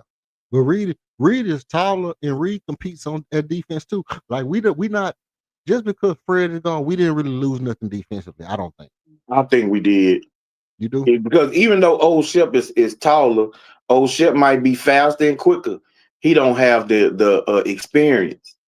He don't have the strength. True, he don't got that. He definitely don't got that. He definitely don't got that. So we don't have nobody at the point guard position that's gonna have that. The closest thing to it is for where at least strength wise and just pure, God given abilities is Ahmed. Right. So Ahmed ain't gonna never be at a disadvantage at the point guard position. Yeah. Yeah. Nah, I mean, nah, because Buckmo said he thought offense was the problem last year. Why we keep talking about defense? You want to chime in on that? Well, offense was the problem last year. We don't know. We don't know how the offense is gonna pan out this year. Really, now we do know we got KD. He's basically going to be providing the scoring that Jalen was giving us. Plus some. You kind of feel like DFS can provide for you what Brooks provided. It's gonna come down to what type of system we gonna run. Um, Losing Fred, who was our primary or at least number one pick and roll player with LP, losing him, that's gonna be another thing. Is that gonna hurt the offense? But the reason why we talking about defense, we really was just talking about lineups and how those teams are gonna defend with us having a super big lineup. Because it looked like that might be the route that we go. Unless old Shep goes in a training camp and really does something, then we might be going in with a really big lineup. Facts, facts. Which I'm not opposed to. Which I'm not opposed to I'm at not all. opposed to it either. But I'm a reason I'm not opposed to it is because for one, as I said, if you go with the trends of the league, you're always gonna be behind the trendsetter, right? You're always gonna be behind the person who set that trend. And right now, we're following the trend of OKC. They started building early. They traded and got Shea Gilgeous-Alexander. They're way ahead of the pack. When we talk about the fact that they won all them games last year, the past 2 years, and they're the best team in the league, and they might have a dynasty because they got all these players. We're talking about them because they jumped out ahead of everybody else as the old oligarchy or the old guards was coming into the latter part of their years, and OKC took over that mantle. But the only way we can break the mold is by doing something that everybody's not doing, which is why I feel like going big and fast, bigger, faster, stronger is the way to beat them. Now, as to the question, how are they going to score? I'll tell you how we score. We got we got a top 3 scorer of all time on our team. Not only that, I think we have top 3, 4 center on our team. You know, that's going to make it very, very hard to stop us. When you have that kind of offensive prowess, to have a up and coming phenom in Alpha Shangoon, who's a phenomenon by any stretch of the imagination. I don't want to hear that shit right now, KD. I'm on my tirade and get on my soapbox. You have Alpha Shangoon, who's a phenomenon by any stretch of the imagination. You got Kevin Durant, who's going to put up 27 points, and you still have players on the bench. Well, that's what I'm getting to right now. You still got players on the bench when your main guy isn't scoring. Then you come off the bench with your shooters. That's when you come off. You want to go small, and you come off with an Aaron Holiday, or you come off with a Reed Shepard. You still got Dorian Finney-Smith, who's a floor spacer. You know, well, we do have Jabari Smith Jr., who is expected to shoot 38 to 40% this year, and he really has to show improve by by my metrics. By my metrics, Jabari Smith Jr. has to show improve this year. Reed Shepard has to show improve this year. Both of these guys to have to get as close to 40% as possible. And if those two guys shoot like they're supposed to shoot, if they shoot like we drafted them to shoot, we are a totally different team that nobody in the league is ready for. Because Jabari was a lights out shooter in college, and Reed Shepard was a phenomenal shooter in college. Now we haven't seen that yet. We haven't seen it come to fruition in the NBA. But if those two guys take a step as far as shooting go, no, okay, that's true. Okay, but look, here's the thing. Let's say now with KOD with King's lineup, you do kind of have floor spacing because you got Dorian Finney-Smith, who's a 40% 3-point shooter. You got Kevin Durant, who's a 40% 3-point shooter, and then you got Jabari, who is a 37 to 40% 3-point shooter. Hopefully, so that's 3 very good Well, no, shooters. I had Tari in my starting lineup, You had Tari but Tari can still can hit around 36, 37 out the corners. Right, right. He shot like 34, 35% last year. So it's not bad for Tari to shoot 35, 34% and give you 2 steals as a lockdown defender. So I'm cool with that. But you got 2 40% shooters on the floor that can space the floor, and you got Alfred who's drawing in the defense. You got to test for that. And if he picks up his 3-point shooting to anything like he shot in the FIBA games, all hell tell the captain. You know what I mean? because Alperen was just going crazy shooting threes in the FIBA games, and maybe that's his ability to rise to the occasion, which is important to me as it is for anybody else, because it shows that when the lights are the brightest, he's able to lift his game up to another level. If he shoots in the big games, you know, with that kind of focus and consistency, to where you need an open three and he's able to knock it down with confidence. It makes like our team is so crazy right now that all it means is if the guys focus and shoot the ball like we know that they can shoot the ball, nobody in the league is ready for what we can do. Does he what you talking about Alperen? Listen, Alperen had a game in the I don't know if you watched the FIBA games, but Alperen had a game in the FIBA game where he was 5 for 7 threes. That's 5 for 7, bro. And I mean, we don't expect him to shoot 5 for 7. We don't expect that to be his percentage. The Otari, answer to your question is no. He does not shoot the ball well enough to make defenses play him honest or respect his 3-point shot. but here's the thing: if they don't respect this shot and he knock them down, how much more potent do that make our team if they don't respect this shot? He ain't If gonna take them. He ain't gonna knock them down. he gonna hit that shit, man. Alpha gonna hit that shit because he gonna be under pressure. Alpha strive in the pressure moments, bro. That's when he eat. He eat when the pressure on. He get lackadaisical when there ain't no pressure on him. If ain't Yeah, nobody putting their foot in I his don't ass, know about that. The pressure moments I seen him turn the ball over, shooting one-handed fadeaway push shots in the final seconds of a playoff game. That's what I see when the pressure was on. I ain't see all of this him rising to the occasion. hey man, look, let me tell you something about Albert Shagun. I'm gonna get to this Tari Eason thing too. But let me tell you something what I seen about Albert Shagun.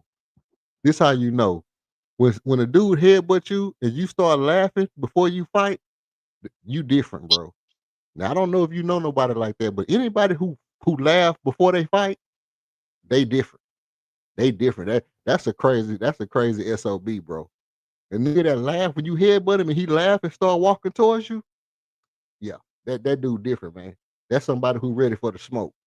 Now, Tari Eason does not shoot well enough to keep the defense honest. Tari Eason, to me, is Russell Westbrook ish as far as shooting.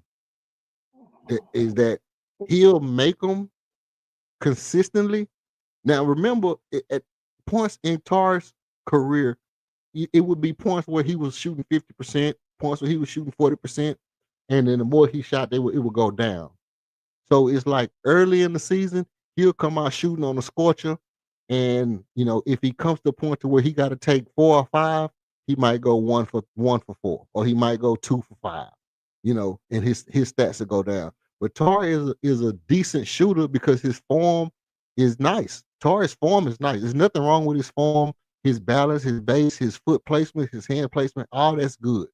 You know, I actually like Tar's shot not as much as I like Cam Whitmore's shot, but I like Tar's shot a lot, which is why I said he was actually a better shooting guard than Jalen Green. I didn't like Jalen Green's base. I never liked Jalen Green's base when he shot the ball, ever, You said ever. who was a better two guard than Jalen Green? Tar, Oh Tar my and god. Cam. Tar and Cam is a better shooting guard than Jalen Green than me. I never liked his base when he shot the ball. Jalen Green was to me, a better point guard because of his speed and where he dribbled the ball at. But to me, Jalen never had the base to be a shooter. He never shot the ball with strength on in his core. He always flimsy. He, he always looked flimsy when he shot the ball, bro. And I don't like flimsy shooters. I like people who have a solid base when they shoot the ball. And Torrey has a solid base when he shoots the ball, you know.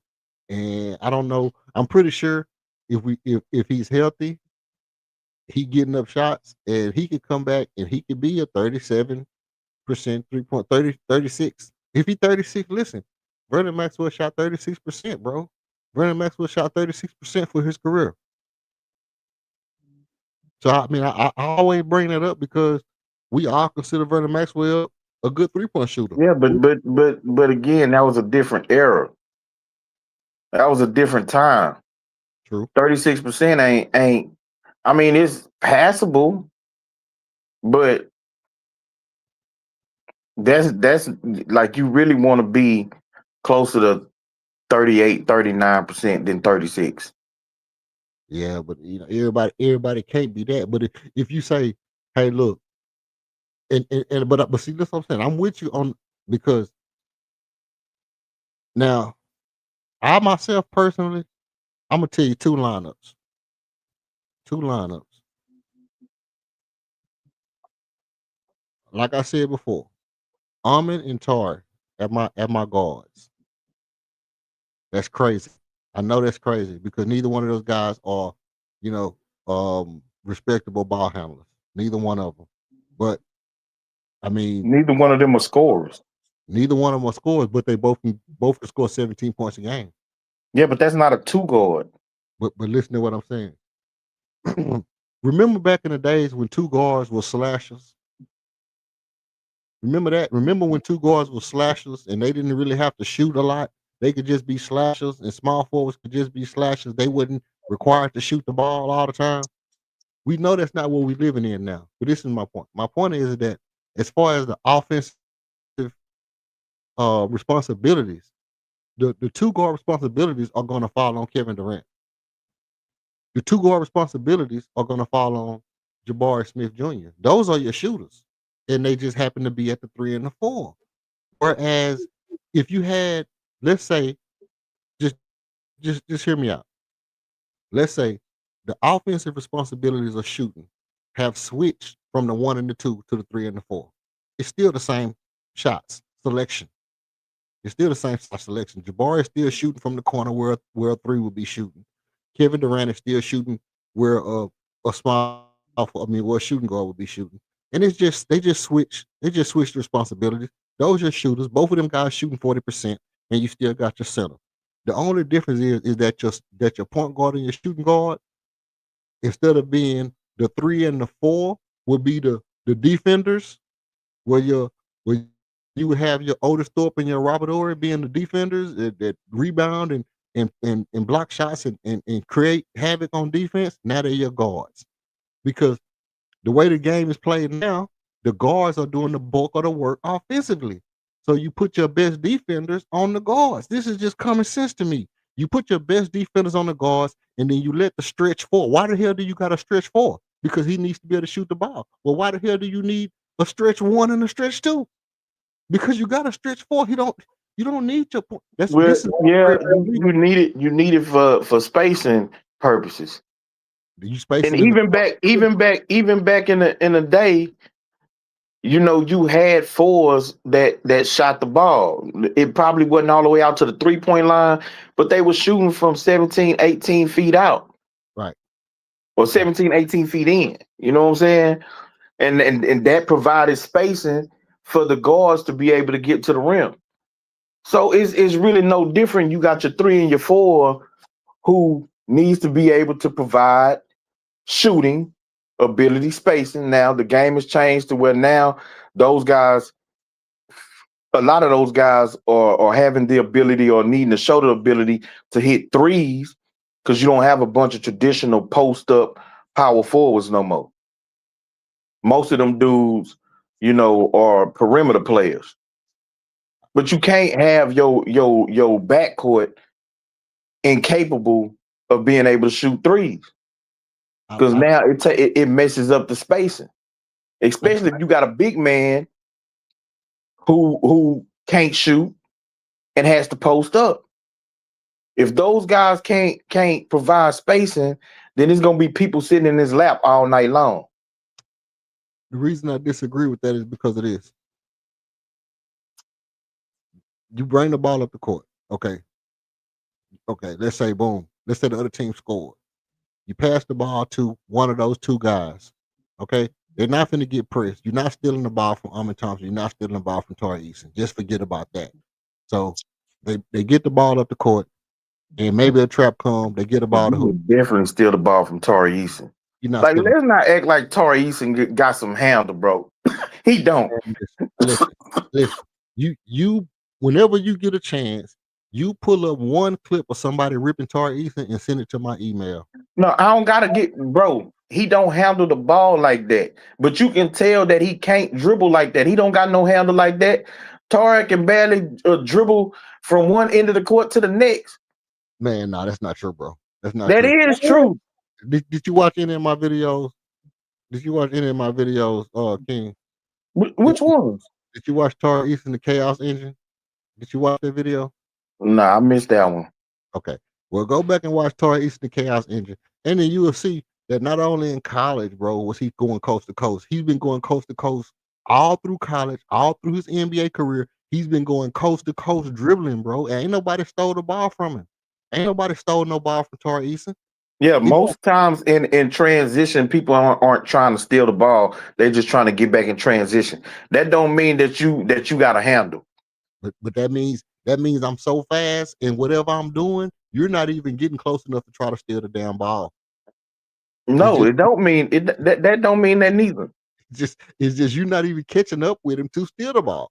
You're not even going where I'm at to try to steal the ball. But this is my point. My point is this: you got two guys who's super fast that you're probably not going to steal the ball from.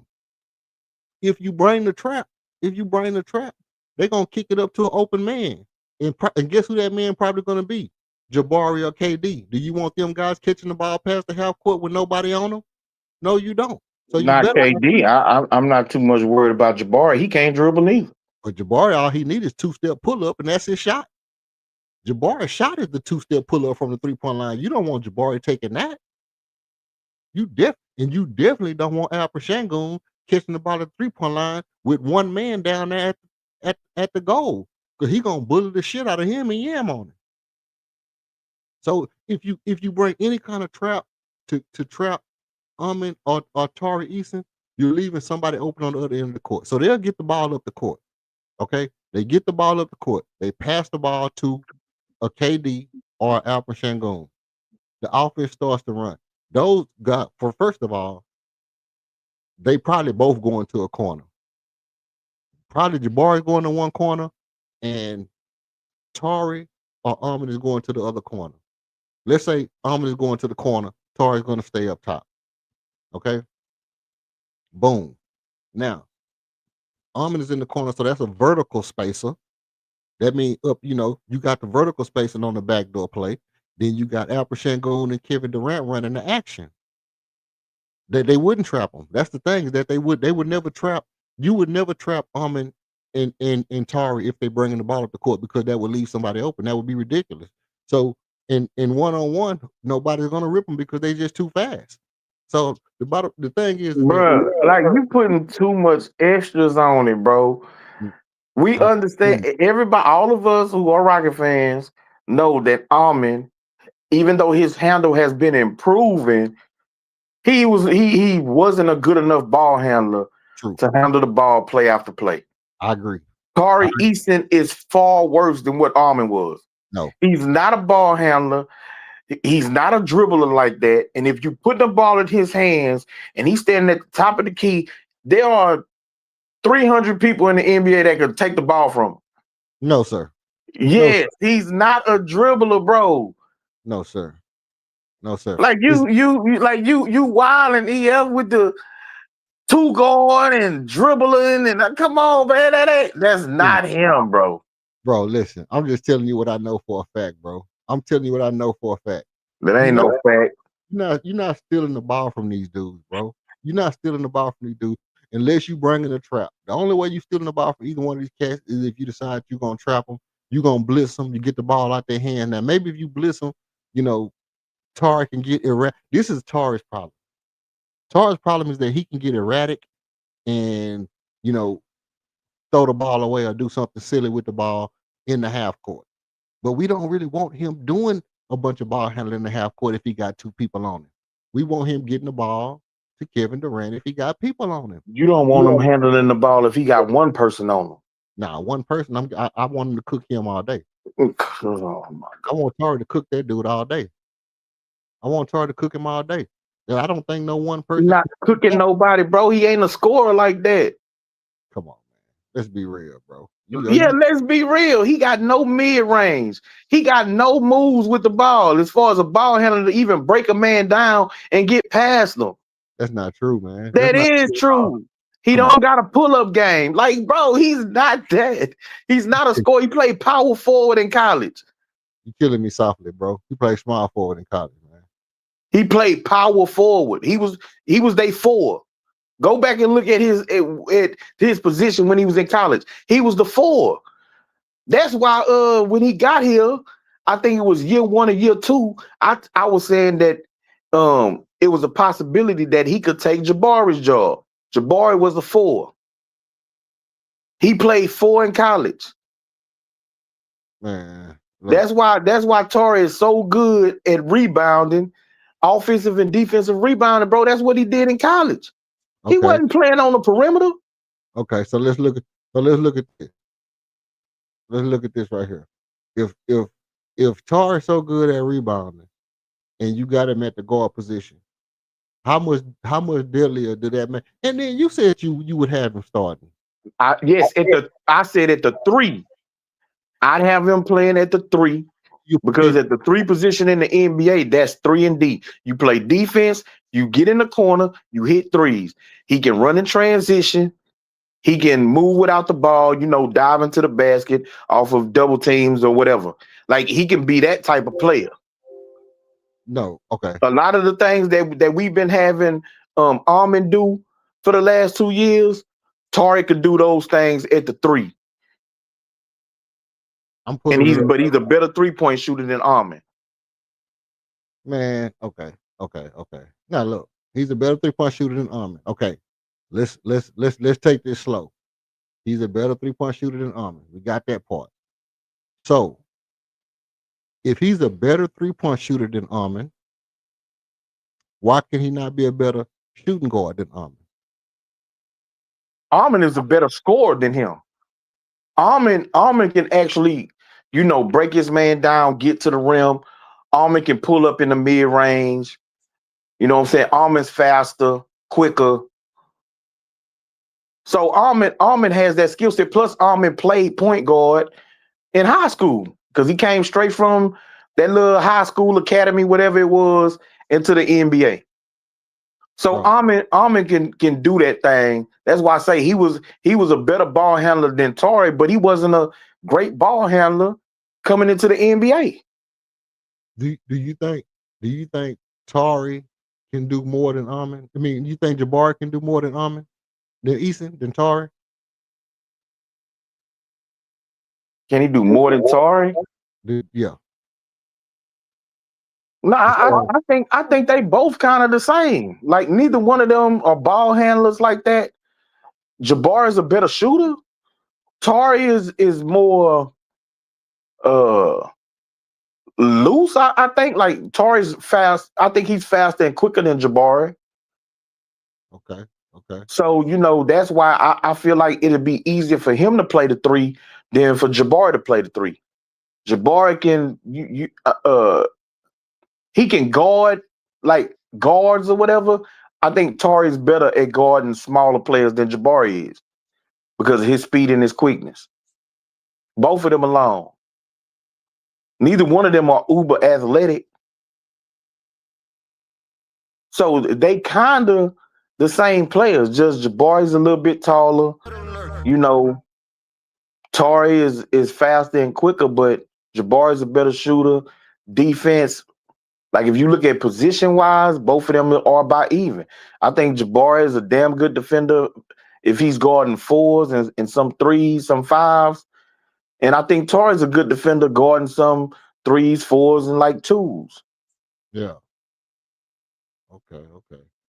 Let me see if I can get this thing over here real quick so we can get a little bit of this going right here. All right, we can keep talking though. This is a little, you know what I'm saying? I think this is a little clips of Tari doing his thing. Fuck him. You know what I mean? Hold on, let me see. Little catch and shoot Tari. Look who on the perimeter playing defense on the perimeter. Then that go you get up in there, make a rebound, run the flow. Okay. Look, perimeter, shooting guard position. Oh, they ain't show it out there. I know. Well, it didn't nothing happen. Boop, block shot. Yeah, he can defend. On the perimeter. On the power forward. Yeah, he can defend. holding Victor Wembanyama, get back on defense. Look on the perimeter again, Yeah, holding Jalen I Brunson. don't think the issue was his defense, bro. Nah, but we're gonna see his offense too. We're gonna see a little bit of offense too. I was just showing a lot of offense, a lot of defense on here because that's what I wanted to, kind of highlight. But you're gonna see a little bit of little offense. I don't know if I cut some of it out, but look, yes, man, the dude is a hooper, bro. This dude is a hooper all around. This dude is a hooper all around, bro.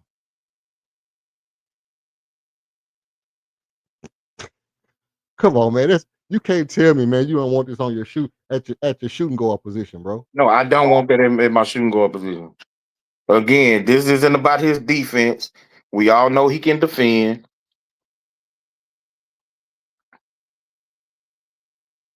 Hold on. I'm trying to get to the good parts. Let's see if I. Oh my days! Look at that. I might have to pull up the other video where I did cut out some stuff before I put this up.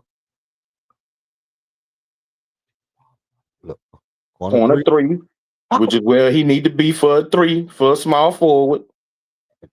I mean, the first one he was at the shooting guard position. He was at the Cutting top, to the rim, like I just said. What a three guard to do. holding your shooting guard. Oh my goodness, what's this? First and steals, third in BPM, second in BPM. Oh my day, what's that? Second in what does all these stats mean? Shooting guard position.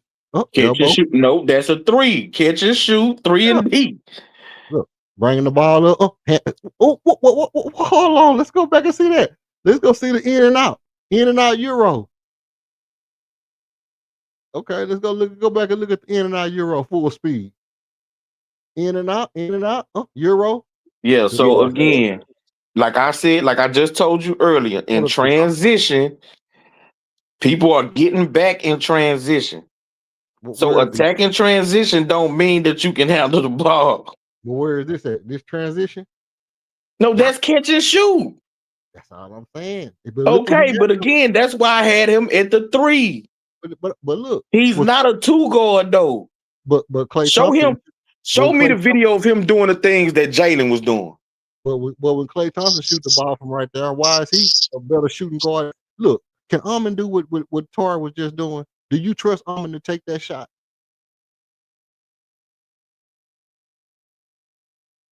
Do you trust Amon to take that shot?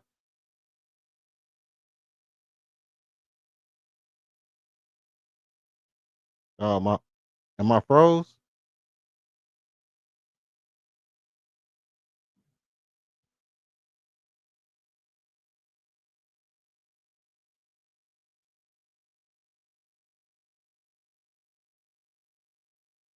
Yo, we back? Are we back again? Back again for the first time?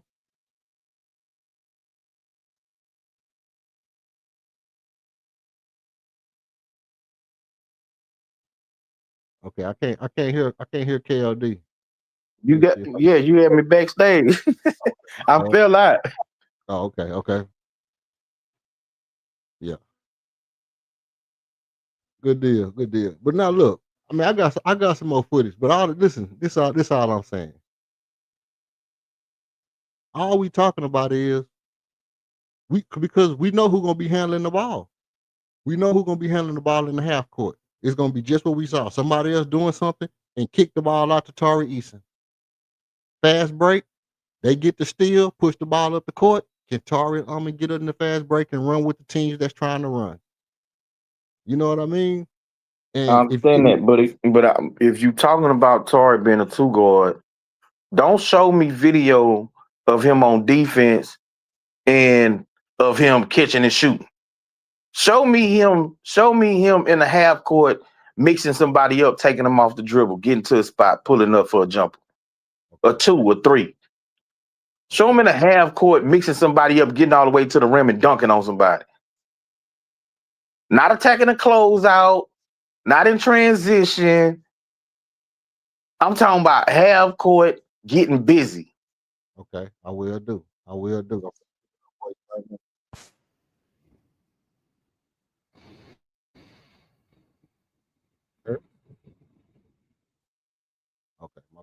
hear that?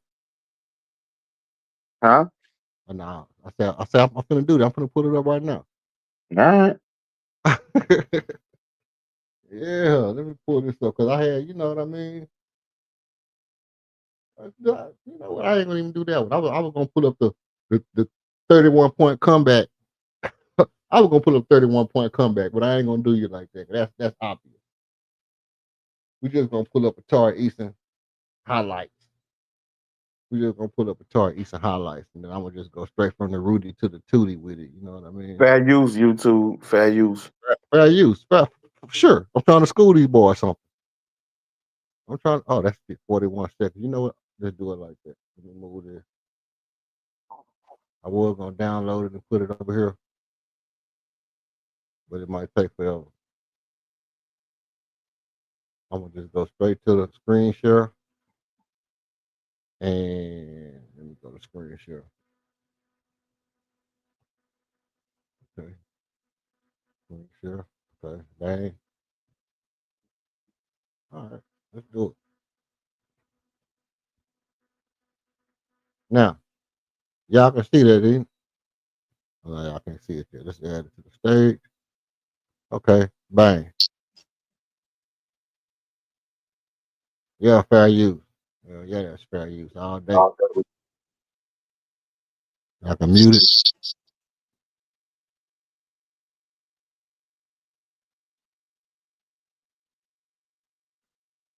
So here's the thing. Okay, boom.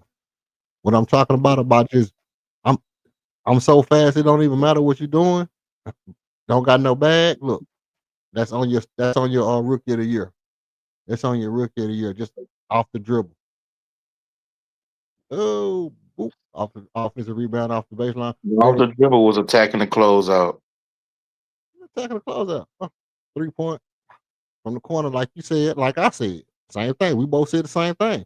All I'm saying is put him out there because that's all he got to do. That's all I'm saying is that he can do that. Look, Al Pachenko got the ball, move into the open space. Al Pachenko got the ball. He don't have to be all look, but when he get in his bag, look at the change of pace. Come on, bro. Jalen couldn't do that, bro. You can't tell me Jalen. Man, get it. I'm not finna play with you, bro. You try to tell me Jalen can do that? What Torrey just did? Man, we didn't see Jalen do that 100,000 times. Never What done you it. talking about? Never done it. Never done it. All right. Hey, bang, bang. Jalen never done it. Never changed pace like that and then gathered Bro, himself. I'm not finna play with you, EL. Never You, lost. you got too much dip on your chip right now, man. Never lost. I got 12 fingers. Look. In your face, bro. Yeah, he looked like a good small forward. Hey, good smile forward or you know, Power forward. or a good shooting guard. Man, Or, he'll never be a shooting guard, bro. bro, why is him shooting catch and shoot threes make him any different than Klay Thompson? Because he What ain't Klay Thompson. Klay Thompson is one of the greatest shooters of all time. but was Klay Thompson the hellified dribbler? That's what I'm saying. Was Klay Thompson, did he have a bag? Could Klay Thompson dribble? Could Klay Thompson dribble as good as Tari Eason? He was a far better dribbler than Tar Eason. Like, bro, you camping. Like, bro, you was like you really embarrassing yourself right now. Klay This Thompson, Tory cap is over look the at this. moon. Look at this. Look at that. Klay Thompson, have you ever seen Klay Thompson do that? Have you ever seen Klay Thompson do that? I didn't even see the play, bro. Let me see if I can rewind this for you, man. So you out of your rabbit ass mind, bro. Nah, bro, Just let it play. We're gonna let it play and keep on going. Look, we're gonna just let it play. You think it's no, no. Well, look. First of all, Buck Mo, I don't appreciate your tone. I think I don't, I don't like how you handling me right now, bro. Yeah, you think it's 1995? The Rockets gonna average 89 points. First of all, I don't think I like your tone right now, bro. That's insane. 89, 89 point average is insane. It's Jeff Van Gundy offense. We ain't shooting the ball until 14 seconds on the clock, bro. Look, that's a bag. Look at that. Look at that rip through, man. That boy had to rip through, man. Look at that boy that going off. Here you go. Watch this. Look at that. Come on, man. Jalen Green cannot do that. Two dribbles. He And couldn't get by. He couldn't get past the man and spun around. And Jalen Green couldn't do that. He couldn't shoot with that kind of strength. Jalen Green cannot take that contact and then Man, we still. done already seen Jalen Green do that. Like, you stop hating on Jalen Green. This ain't about Jalen Green. Look, Jalen Green is not a Rocket. Same thing. Jalen Green gave us like 14 games in a row of scoring 30. Could Tari Eason do that? Never. In my Bubba Dub voice. Never.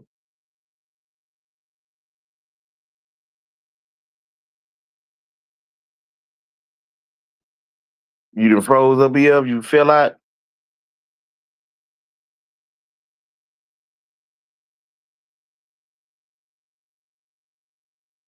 Dang, I hope YouTube ain't kicked him out off the stream.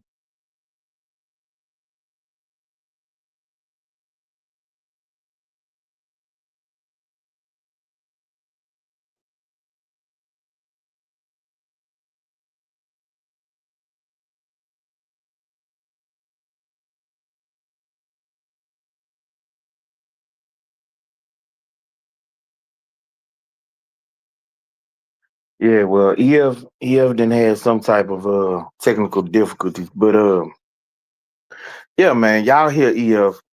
He does this from time to time, man. He gives certain players and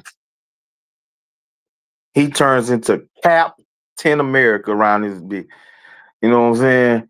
Get the cap, and all of a sudden this dude is this and that, and the best at this, and top 3 at that. Like, he capping way too hard.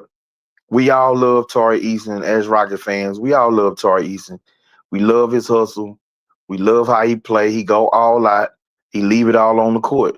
And that's what we love about him. You know what I'm saying? No doubt about it. That's cool. At the end of the day, though, sitting around acting like Tari Eason could ever survive as a 2 guard in the NBA is crazy. Man, come on, brother. Listen, all I'm saying is it's positionless basketball, bro. Yeah, they try to kick me out. You know what I mean? Because they always trying to save you. Whenever I get to getting in your tail end, bro, pause. You know what I'm saying? They always do some funny stuff like that. You notice that whenever Nah, I don't notice that. I don't. whenever now you making up scenarios. That's the first time that's happened.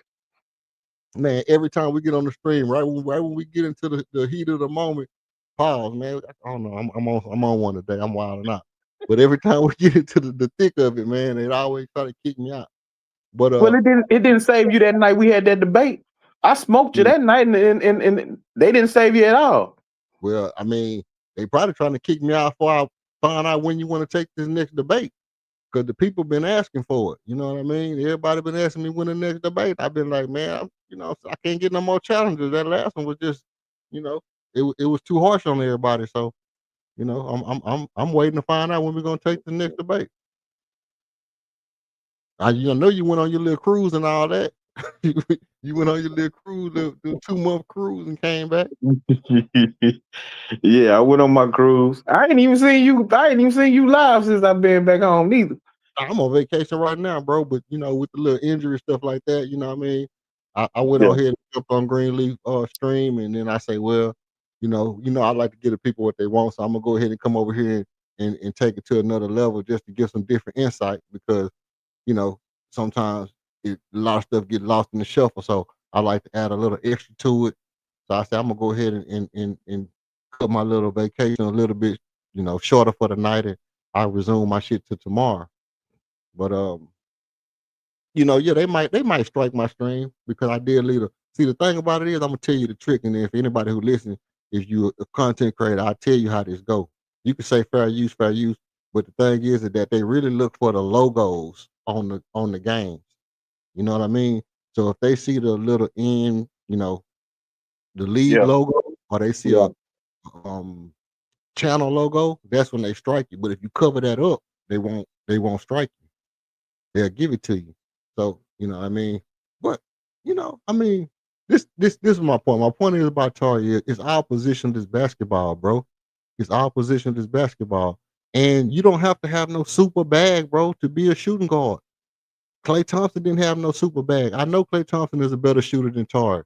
But if all you got is 1, 2 dribbles and a fadeaway, and nobody really messing with the fadeaway, and you can hit the threes when when you set the Mario Ellie, you can do the Mario Ellie. Mario Ellie played 2-4. Sometimes he played What three. about coming off of picks and pin downs? You know what I'm saying? At full speed, catching and just rising up. You know what I'm saying, from 32 feet. Everybody can't do that. I mean, That's right. we So we not that's the difference we with not him yeah, and Clay. And even then, and even still, Clay was a better dribbler than Torrey. Dorian Finney-Smith can't do that either. Yeah, but Dorian Finney-Smith can do everything that Torrey can do, but he's a better shooter. He can score in the mid range. But he's not a better defender. Yes, he is. Child play. Yes, he is. Dorian Finney-Smith is a better defender than Torrey. Child play. You Yeah, losing. child, please. You're losing it. You're losing me. Now, You're losing me. okay, I'm losing you, but most everybody else who actually watch these other players and ain't capping, got their cape on for Torrey Eason, will understand that Dorian Finney-Smith is a better defender than Torrey, bro. Bro, listen. His whole career's been built on defense and I, shooting. I watch basketball, bro. I watch basketball. And let me tell you something I never heard. I've never heard somebody compare Dorian Finney-Smith to anybody that's a Hall of Famer. Well, yeah, because you're not a fan of the teams that he's been on. But I watch Dallas. But I get, yeah, but again, the only people who make those comparisons are the fans of a particular team. So the Houston Rockets fans have compared Tari Eason to these players. Draft night, they compared Tari Eason to Kawhi Yeah, Leonard. but they do that for everybody. So if you pull up the scouting report for Dorian Finney-Smith, he's gonna be compared to an NBA player. But not a Hall of Famer, bro. We don't know that. I don't know that. They probably compared Dorian. What Hall of Famer they compared to Tari Eason to? They compared him to Kawhi Leonard. I'm gonna tell you the people that they compared Tari Eason to so far since he's been in the league: Kawhi Leonard, Scottie Pippen, Ron Artest. Man, get the hell out of here. That's Rocket fans. Ain't no goddamn national broadcaster said that. Maybe a Houston Rockets announcer. On the national broadcaster, they said that Tari Eason reminded him of Dennis Rodman. How? In what way, bro?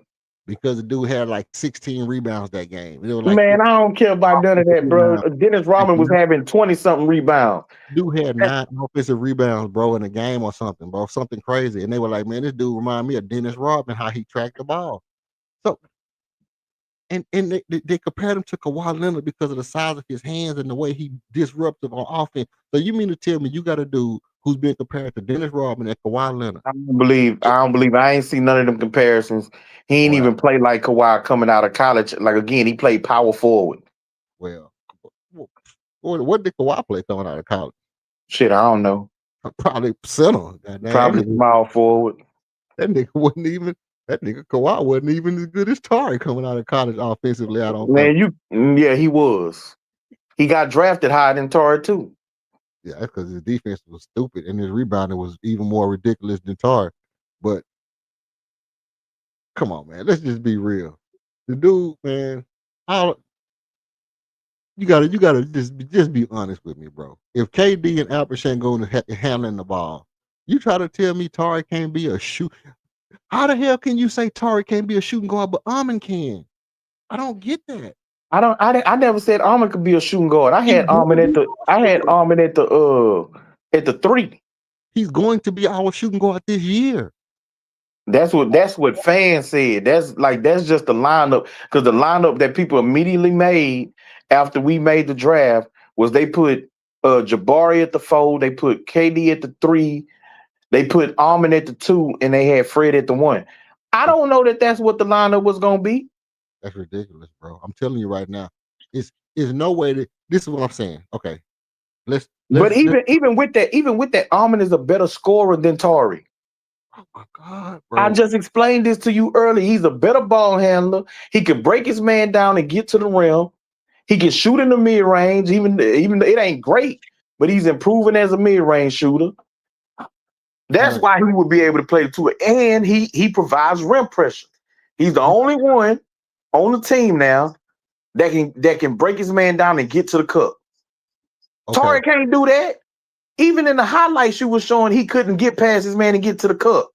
The highlight's still running. The And highlights. those was against bigger dudes. It wasn't even against other guards.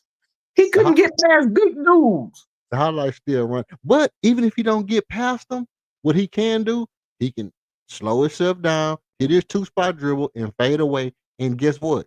So he free. His fade away looks a whole hell of a lot better than Almond's fade away, bro. I'm just saying. I don't know. That game winning fade away that Almond hit on what's that boy name in Boston? It was nice. He would say he felt like Kobe. Jaylen Brown. That was nice. That looked better than any fadeaway I didn't see Torrey throw up. No, sir. Yes, sir. No, sir. Not at all. Man, that boy hit the Euro step with the step back, one leg step back game winner. Man, get out of here. I just didn't watch. I just watched Torrey Eason do so many Euro steps in this highlight reel that I ain't even watch him do when I did the damn video of it. And just dribble around the Raptors guard, Portland guard, and go to the cup. And he ain't dribble around nobody. He posted that dude up because he played power forward. He dribbled around him. He got to the paint. He got to the paint, posted him up, and got to. That's how he got to the rim. What's that? That's not dribble around you? Yeah, straight line dribble. That was not a straight line dribble, bro. That was straight line. Okay. I see you not watching. I am watching. I'm looking at it. You're just making up stuff. That's a straight line. That's a straight line. Okay. And he missed it. Okay. What's this? Straight line. Did he change direction at all? Okay, I wanted to see if you were looking for real. I wanted to see. I told y'all watching. All of these are just being straight line dribbles. Nah, not all of them. Because one time he came on the left side and then went all the way to the down the lane. How you come from the left side and go? Look, what's that? Straight line dribble. Reverse layup though. Skill. It takes skill to do the reverse layup like that. No, it don't. Bang bang. How many catch and shoot threes we didn't sit here and watch them? Bang bang bang. Yeah, that's why I had him. That's why I had him at the 3. Bang bang bang. Come on, Brody. That's shooting guard potential. Look at that. Finesse. Soft touch. Yeah, okay. Look at this right here. Bang, bang, bang. See his base, bro? This is what I'm saying. He wide the hell open. But he shoot with the same form every time, bro. Let me tell you what I be talking about. What I say I know basketball.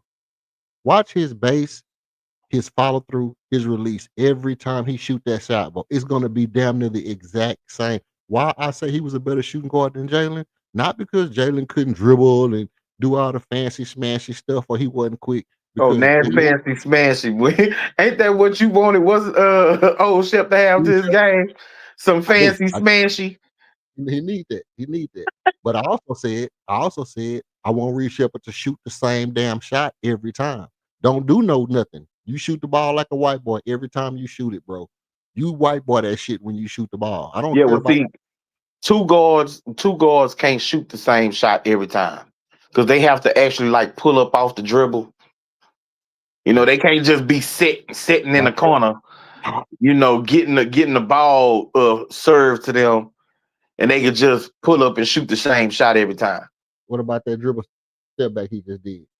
Did that count? What dribble step back? Let me see if I can get back to it right here. Let's see if we can get to this dribble step back right here. So you can tell me this count as a pull up off the dribble. Because you did it right as soon as you said it.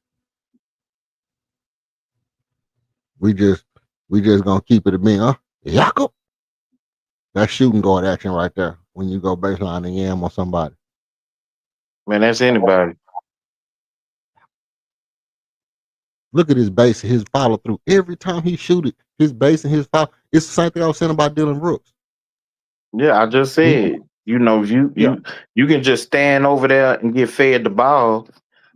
You know, you don't have to dribble it. You ain't got to pass it. You ain't got to do none of that type of stuff. Then yeah, that's what and that's all they're gonna be doing. Him and Armin, all they're gonna have to do is no, not listen. Armin.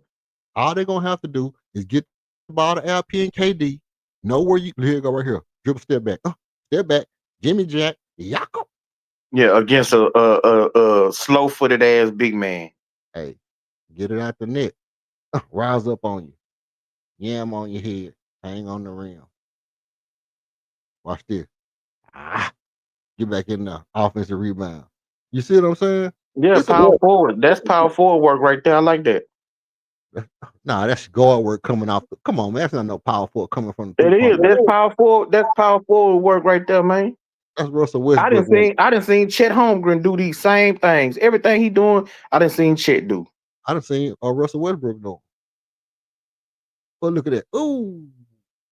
Ooh, that's so silky. Oh, look at that. No, Euro stepped you. Euro stepped you on the baseline. Bang with your big man. Get in there and get it off real quick. That's where he comfortable at. Hey, he comfortable anywhere because he's a hooper, bro. This boy is a hooper, man. This dude is a hooper. You could put him on any spot on the floor. What happened? Switch it up. Switch it up. I mean, that's That's not where he it. comfortable. Yeah, That's that's where it. he comfortable at, bro. What about this right here?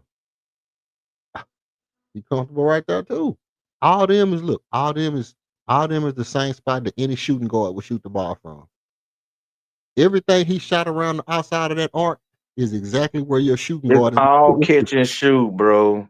What about that? That wasn't no catch and Straight shoot. line drive. Crossover. You can, LP Tween, does that. tween crossover. Little tween. Look at that. Straight line drive. To the face. Can't get past the man. So he do Rudy his little spin Gobert. around. That's what he was doing in college at That's power Rudy. forward. That's So Rudy inside the Gobert. paint, yeah, he can hit those shots. Only Where's the thing I eight? would, Where's huh? the 18-footer? I ain't seen him shoot an 18-footer yet. Come on, man. All them turnaround jumpers. Now one of them was 18. Oh, No, they was all in the paint. what he just shot? From the free throw line to the rim is 14 feet. What he just shot? He heard you talking about it. What was that he just shot? What's that? That's a 14-footer. What was this right here though?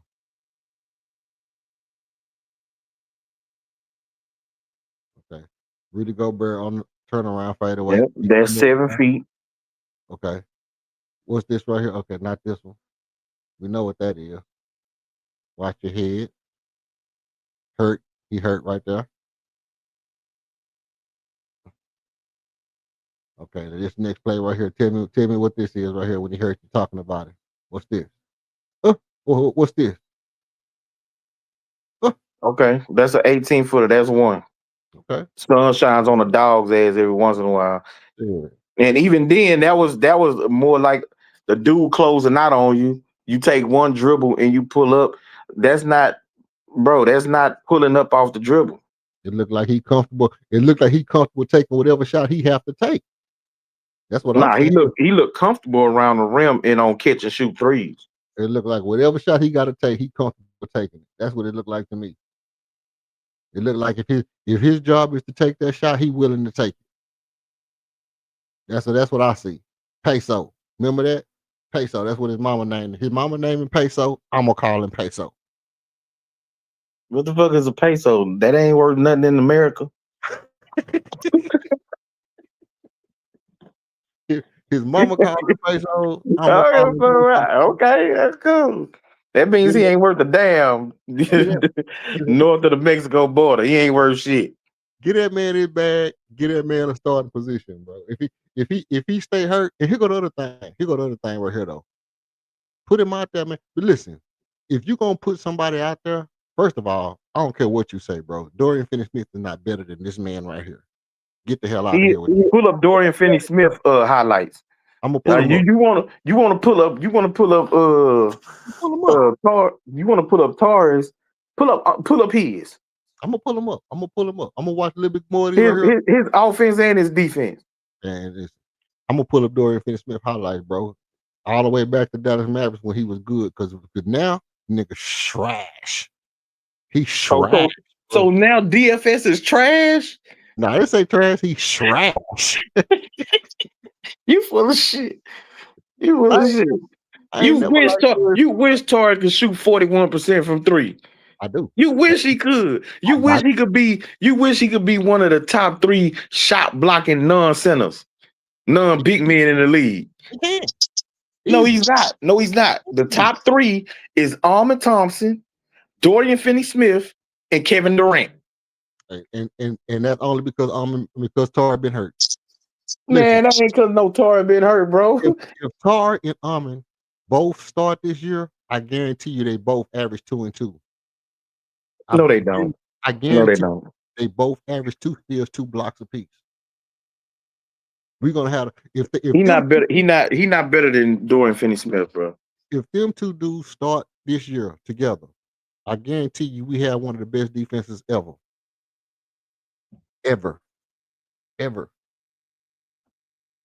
You talking about Jordan and Pippen on the court together, bro? Man, cut it out. Bro. Defensively. Cut it out. Come on, man. You cut it out. You underestimating what I just put on the screen with the stats. When the stats popped up in the show, he was first, third, second, third in defense all throughout the whole. Now he was number 8 in VOR. Okay, what was his beat box plus minus 3?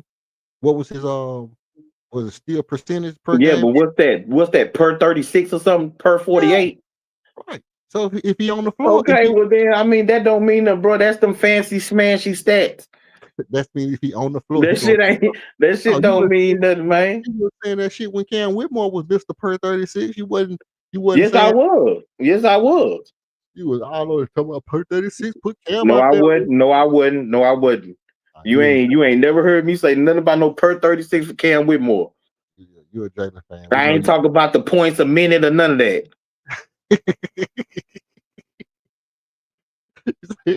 Ain't no point per minute, no none of that, huh? No, none of that. Look at this. Same form, same shot, bro. Same form. I'm still waiting on DFS. I'm gonna pull it. I'm pulling it. I'm pulling DFS. We're gonna look at it.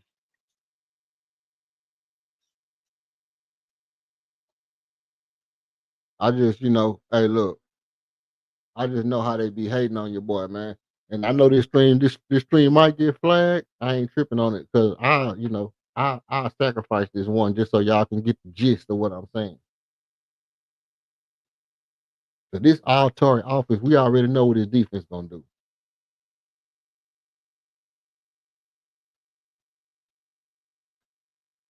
The first video you played was his defense. Yeah, what I'm saying, but it was a mix up. It was a couple of offensive plays, and it was just mostly about his engine, his motor. And if you could have heard what he was talking about how he, how he disrupted, how he changed games with his motor and his engine and stuff like that. He talked about all that. So, you gotta stay tuned when I drop them little video. I got one more to drop. Reed Shepard, gonna be the last one I drop. I done dropped the Alper Shangoon. I dropped the Tari, Jabari, the Armin. Only one left to drop is Reed. And DFS. I ain't dropping no DFS. It's all young players, bro. I ain't dropping no old ass nigga highlights, bro. Damn that. Damn that, bro. You want last year stats? You want last year DFS highlights? Anyone you want, bro. I'm trying to find. I want to find career highlight. I want to watch his whole life story. I want to watch his life story. I want to watch Dorian Finney-Smith life story highlights, bro. But Kevin Durant say we're not going to be kicking the ball out the Dorian Finney-Smith to shoot no 3.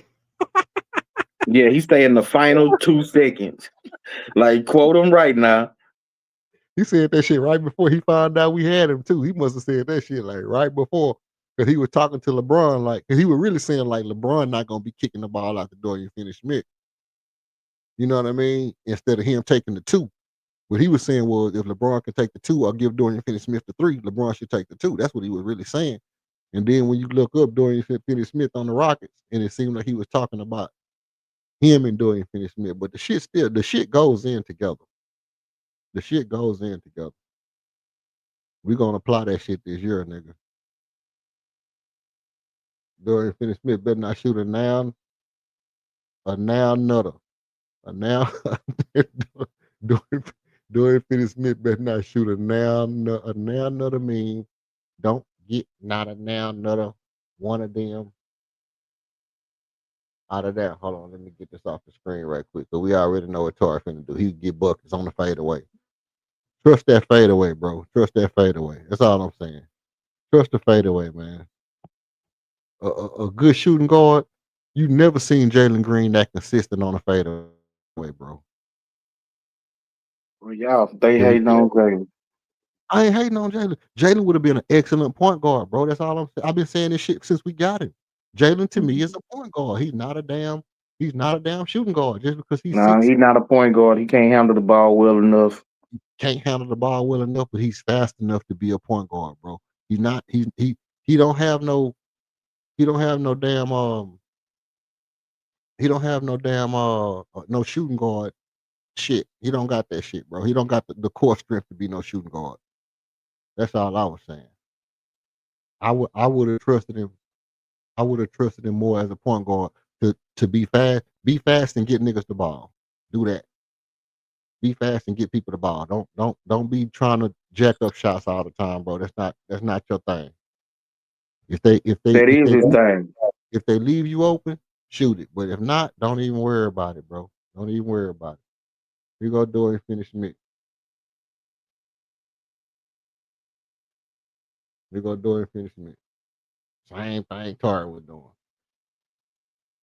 Nothing fancy about it. Let's see. He ain't doing nothing special. What he doing? Standing in the corner. Yeah, yeah.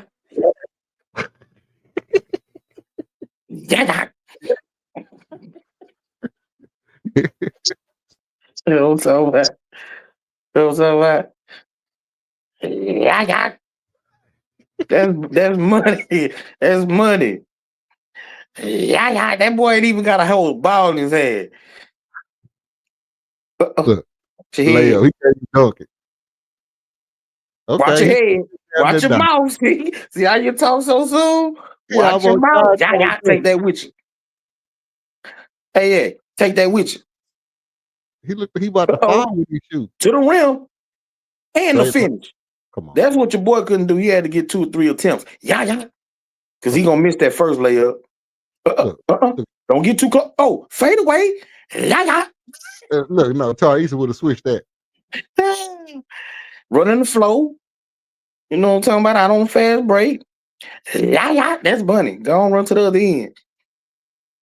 Come on, bro. Come on, bro. You can't be more impressed with this Yeah, yeah. than Tar. Why I can't? Huh? Watch out now. He barely Absorb the get the contact. rim. He barely can get the layup off, bro. That's butter. Look, he out there wide open by himself. That's butter. Okay, straight line, layup. You know Tar banging that. You know Tar banging out. Come here. Come here. On You know, 2 people. Come okay. fade. Yeah, yeah.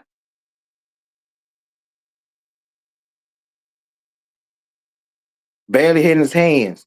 You see how fast that release is? Take that with you. Yeah, he got a quick release. I ain't gonna lie to that. He got a quick release. Come here. I can attack too. He got a quick release. Do the contact. Man, come on, bro. Look at that. Look at his Yeah, feet. yeah. Look at his feet. Look at all the extra shit he doing with his feet, bro. Yeah, that's cool. But look how he making them though. 41%. Look at this. Yeah, yeah. He barely in his hands, bro. That boy released. That boy released, man. Yeah, yeah. And that was from deep. Okay. Hold on. Get back to me. On 2 people. Hold on. We gotta go back to that. You know I got to go look at that again. Cause that dude passed the ball. It wasn't nobody on him but one person. One person on him. How many people on that time? Take that with you, nigga. King. You and your homeboy. It was one person on him. And he couldn't get off a shot. What you talking about? He got scared because one person was on him. Nah, he ain't get scared. Caught the alley. Man, Tori would have yammed on that one dude. Caught the alley. Okay. I ain't seen Tori catch no alleys, bro. You know Tori can't jump. What? Come on, bro. With the bad hammy. Come on, man. That boy shot pure. Look at that. Give me that. Off the move. Off the move. Okay. These is hit him off the move, not just standing in the corner, just waiting to be fed. I give him that. That boy set the pick, come off that pick and pop. I give him that. Now don't get me wrong. I'm gonna give him that. I give him that, run the baseline and catch the ball and shoot it. If you run the baseline and catch the ball and shoot it, hey, I'm with that. I'm not gonna never hate on that, bro. I ain't gonna hate on him just to be hating on him. That's a first thing I seen him do that I was just really impressed with. That run off the baseline and catch the ball and shoot the three. That's serious work. That's serious work right there. Contested three, okay. I'll give him that one too. But this right here, no. Clean up, man. Come here.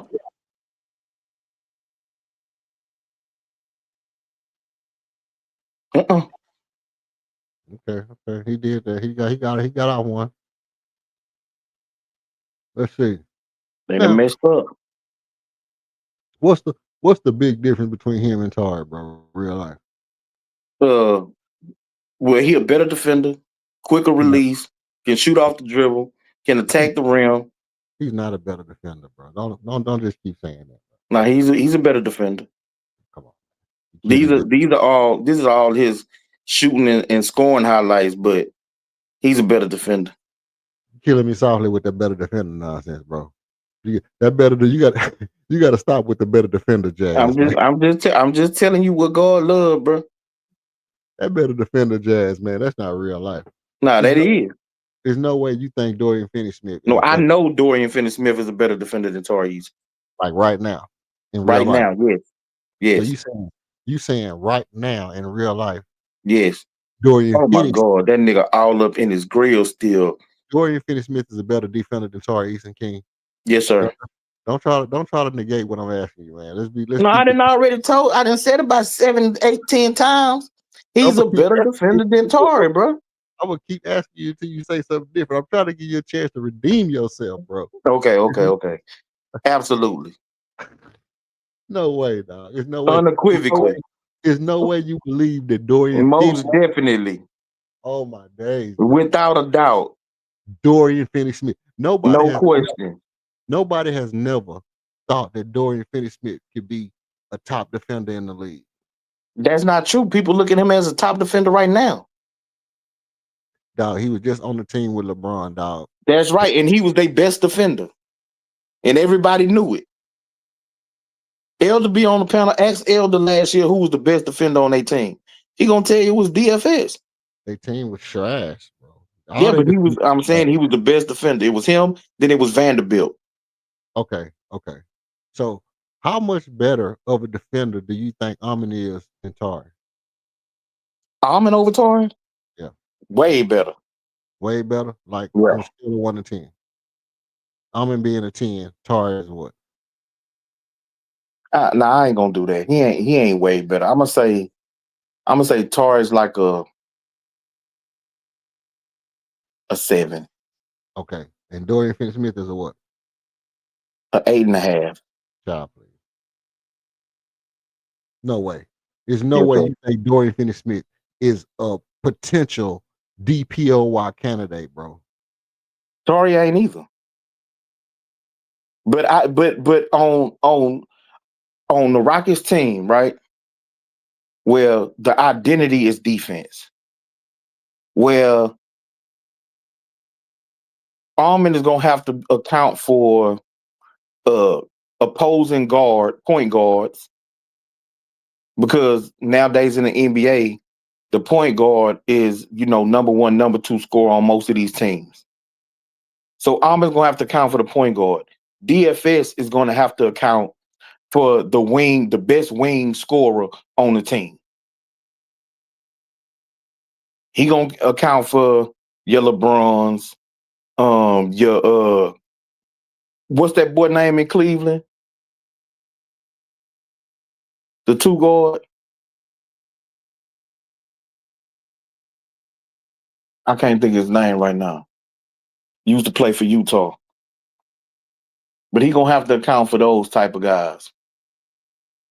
Old boy who was with the Pelicans used to play for the Lakers. I don't think he played for the Pelicans no more. But he like 6'10", 6'11", something like that. DFS is gonna be guarding those guys. So when you look at, the potential that he would have on this team with this coach, with the identity of this team, yeah, he could be in the running for DPOY. The only problem is he also gonna have Almond.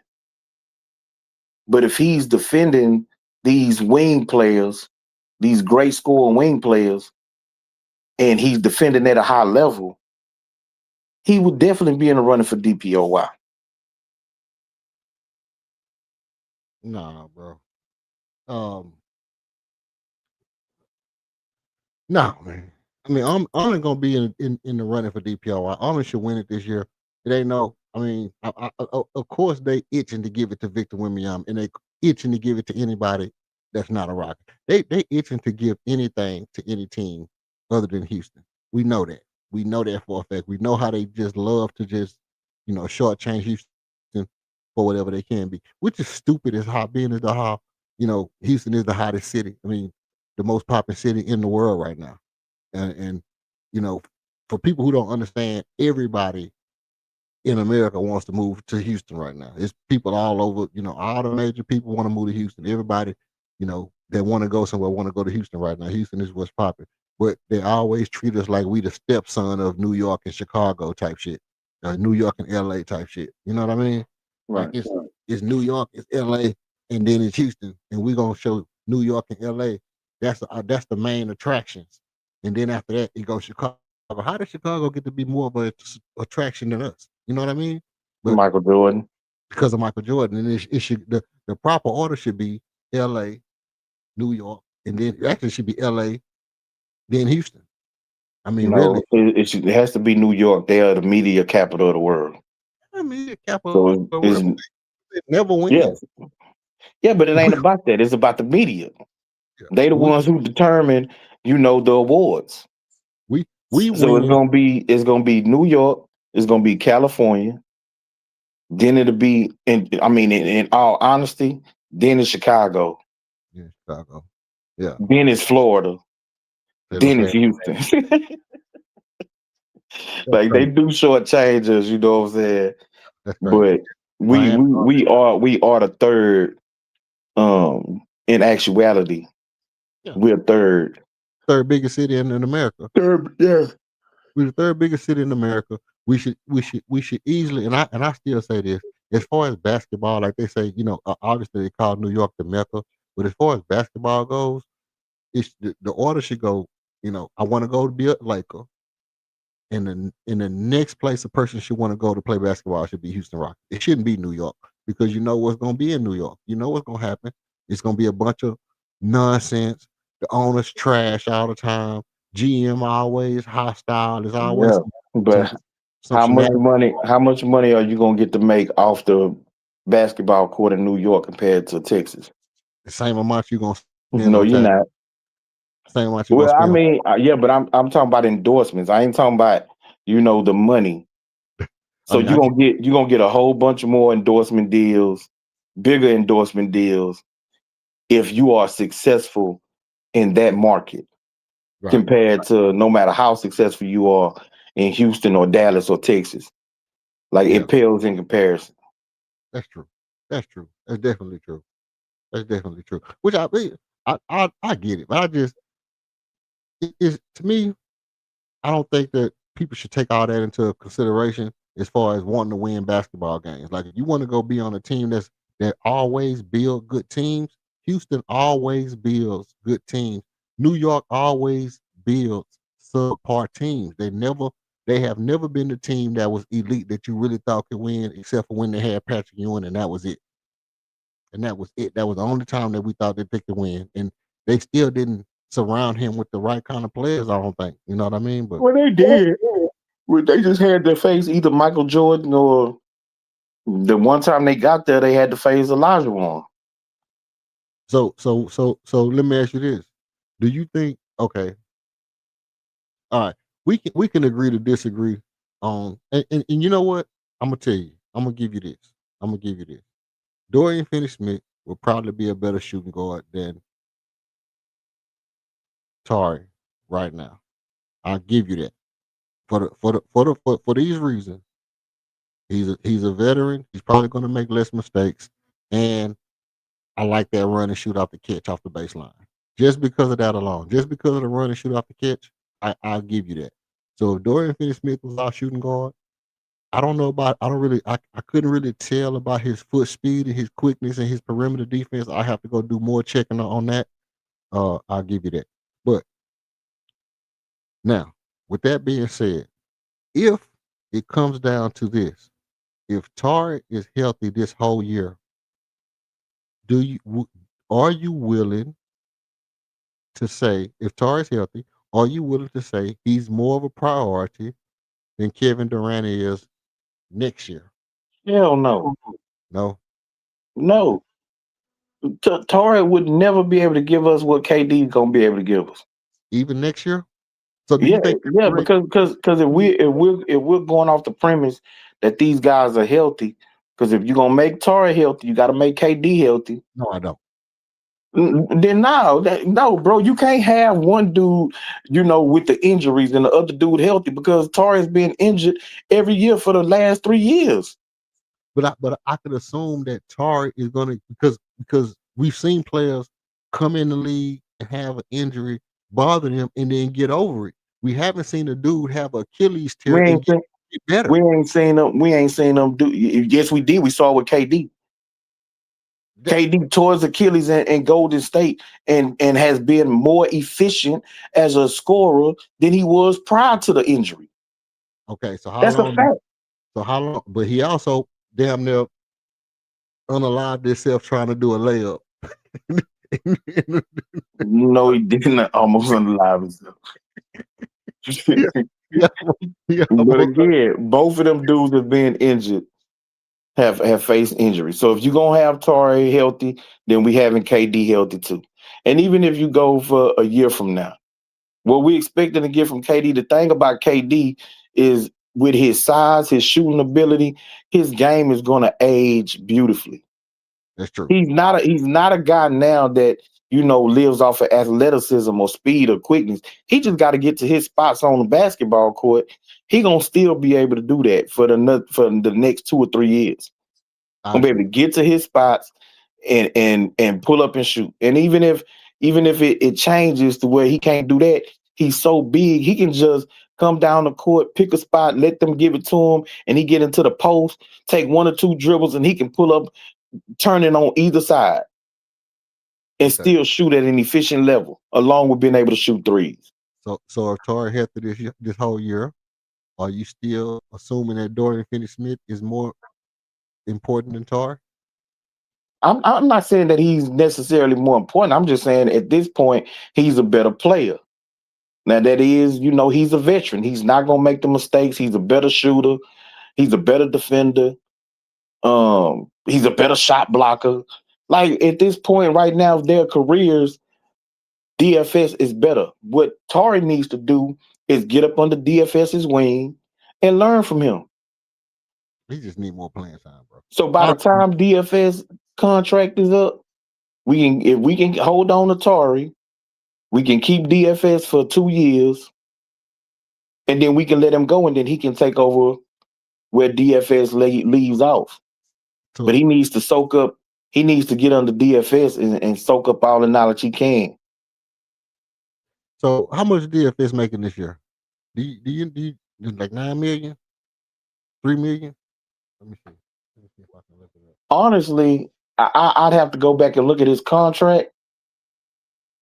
Um, I think it averaged out at around 12. But from what I heard, he actually making less than that, and then it goes up in the third year, which I think is an option year for the Rockets or something like that. Okay. And Torres making how much this year? I think around 7 million. And so if we extend him, he'll be making he going for how much? 25? Like 25 a year? I wouldn't pay him that. You I wouldn't pay him that. so so you gonna not pay Tar. I So think Jabari making less than 25 a year, bro. no, Jabari is making 20. Yeah, Jabari is making 20, less than 25 a year. I think you're right about that. I thought Yeah, that was no, I wouldn't pay him that. 21, I probably settle in at around 17. 15 to 17. Okay, okay. I can see that. I can see that. I can see that. All right. So if you had to move a player this year, would you rather move Tar or DFS? Sorry. Simply because the Rockets will be looking at this year and most likely next year as the very opening of that championship window. So you want a veteran, you want somebody dependable who's not gonna make the bonehead mistakes. You could depend on his shooting, you could depend on his defense, you could depend on him being a professional. Like all of those things is gonna come into play. And so if I'm gonna have to move somebody, especially for something that I need, most likely it would be Tari. The only way I'm giving up DFS is if it's something that I really need and the opposing team wants DFS more than they want Tari. They want a veteran more than they want the youth. But again, Tari got the injury history. Okay. So if I'm a team, I probably, especially if I'm trying to also compete to go to the finals, I would want the veteran who shoots 41%, who's a great defender, good rebounder, helps at the rim. Like that's who I'm gonna want over Tari, who's kind of erratic, injury prone, inconsistent shooting, inconsistent scoring overall. Ah, I don't know. I don't know. I don't know. I don't know, man. Because looking at the projection of the team overall, looking at the forward projection of the team overall, man, it's hard for me to see a world where you lose Tari, you know, KD has a role reduction.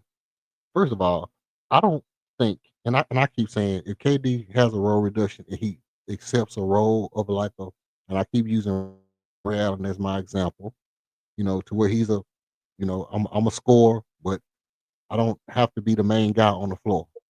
That's my point. I don't have to be the main guy on Boston Ray Allen or Miami Ray Allen.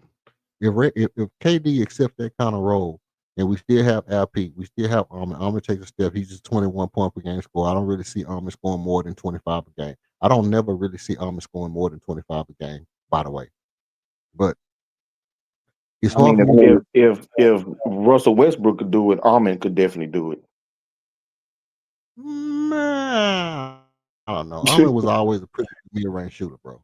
His his mid range game was pretty solid when he was with OKC. Well, You know, at the beginning it was, yeah, right.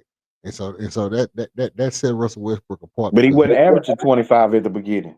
but he always had that mid range game to where you had to you know um compensate for it. You know what I mean? You always have to respect that game when he coming downhill at you. So you kind of got to play in one way or the other. You don't want to give up the mid range shot. So that allowed him to either blow past you or jump and dish off the ball. And he had the highest usage rate in the world. I don't think I'm going to have a high usage rate like that, like Russell Westbrook had Well, with his his usage rate wasn't as high at the very beginning because he had KD. Then right, they got James Harden. right. Now But his usage rate but went see, up after Harden left, and then went into the stratosphere after KD left. My Right. point is that the way that and Almond is bigger than Russ. The way that he plays as being a downhill player, he improves his free throw shooting and his mid range improved last year. If it improves again, remember last year he was shooting around 70% at the rim. He was True. shooting over 55% in the paint. That's true. So if he improves his mid range from what he did last year, he gonna have the ball in his hands more, which we gonna give him more opportunities to score, more opportunities to get to the rim, more free throws. Yeah, I could definitely see him reaching 25 points a game, especially again, KD's older. Now, him becoming a Ray Allen, I don't see it because I don't think he's gonna be in the league that much longer, and he's not at that point. Like by that time, Ray Allen was coming off the bench.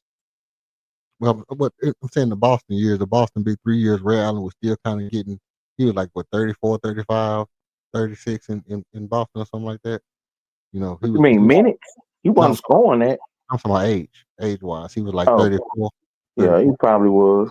34, 35. Or he was, So, I or he mean, was, or he was early 30s, something like that. yeah. So, I mean, if KD accepted that kind of role, like third option type shit, you know what I No, mean? I could see keeping it. no.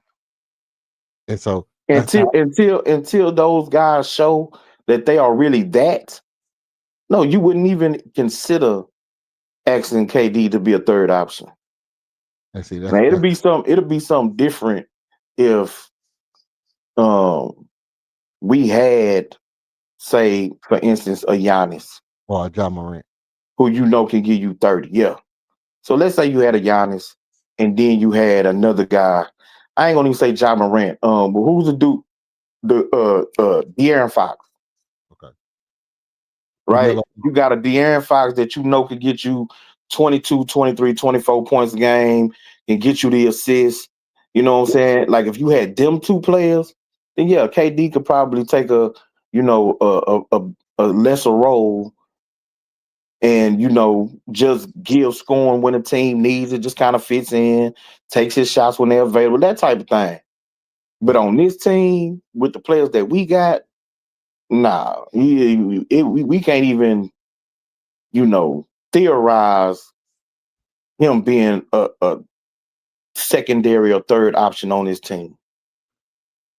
So what I'm leaning, what I'm looking for, what I'm leaning towards is if we get a guard, what I'm trying to see, how do you construct the team around what we have to where we don't end up falling into purgatory with KD on our team, because eventually you're gonna have to either lose, consolidate with Tari, Dorian Finney-Smith, Jeff Green, Jay Sean Tate, all these players some kind of way gonna have to either consolidate down to a formidable player, or you're gonna have to move people around, and other players gonna have to step up and fill that void.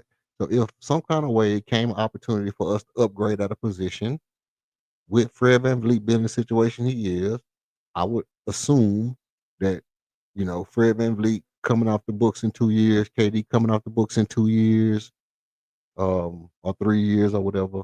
Dorian Finney Smith got what, 3 years, 2 years, right? So Right. it's kind of like, you know, those the guys who getting older, that if you kind of move them, you could try to imagine a world where we was able to get a significant upgrade at the point guard position. And in that instance, you would still want to have Tari, Jabari, and Ahmed. Well, I So don't. I don't listen. So Jabari signed long term. You got Jabari for the next 6 years. right. He had one more year left on his rookie deal, and you just signed him for 5 years. You got LP signed for long term on a 5-year deal. Mm-hmm. Um, Ahmed finna get extension. Armin's finna get his. Yeah, by You 5 years. gonna yeah, you gonna still have Reed. So you got Jabari, Armin, LP. Those three gonna be locked up long term. Right. The question marks is Old Shep and Tari, but Tari, is looking like In my opinion, from the team aspect, he's movable. Old ship is sink or swim time. They still got those lottery picks from Phoenix. You know, you got the assets of Atari, of a Reed Shepard. If it don't work out, where you can kind of move them guys. So it's gonna be building around those three: Jabari, Almond, LP. As of right now, at this point, KD is, short term. Open the window. Let's see if we can get these guys in there. If not, let's see if we can get to the finals, win us a ring. Even if we don't, if we have KD and he's able to stay healthy, the team's able to mostly stay healthy, then that gives them that experience. You build around your core that you're gonna move forward with. You just supplement pieces after that. You're hoping that over the next couple of years, Armin takes a jump or two to where he is the scorer that you want, a complete guard. LP continues to get better. Jabari continues to get better, get more consistent. You know what I'm saying? And so that's your main three. Everybody else, you just filling holes. Putting in veterans or talent around those guys with this coach, with this culture, and then you move forward, and that's what you hoping is gonna lead you, to championships down the road. I'm finna have to go on and bounce, man. Yeah, I'm But finna shut it down here in a minute too. But I appreciate you popping up, man. You know what I mean? already, fam. Hey, look, you wanna do that debate this weekend, Friday, Saturday, Sunday?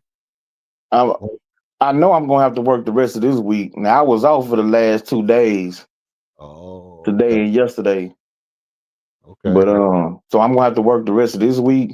Maybe I might be off on Sunday, but I ain't gonna find out until around Thursday. okay. What Well, my schedule is gonna be for next week. But um if you pop up, what I'm saying, doing a live, and I know, towards the end of this week, I'll be able to tell you when I'm off next week, or yeah, going into next week, and then we can set some up for then. yeah, I'm expecting news to be coming out because I'm pretty sure we're gonna find out what the Rockets' plans are coming up soon. Raphael like the whole thing close to the chest. Yeah, Uh, yeah, they ain't gonna say nothing. I ain't gonna say too much, but I'm pretty sure Shams and them they gonna find out something, bro. Somebody gonna say something, and we'll find out. As soon as we find out, we'll bring it to the people. And then I'll jump back on it, and I'll give my takes on it. But yeah, man, I appreciate you coming on. I'm gonna go ahead and close it out here in a minute. I'm gonna give my take, so listen in, so I can go ahead and talk my shit as soon as you get off the stream.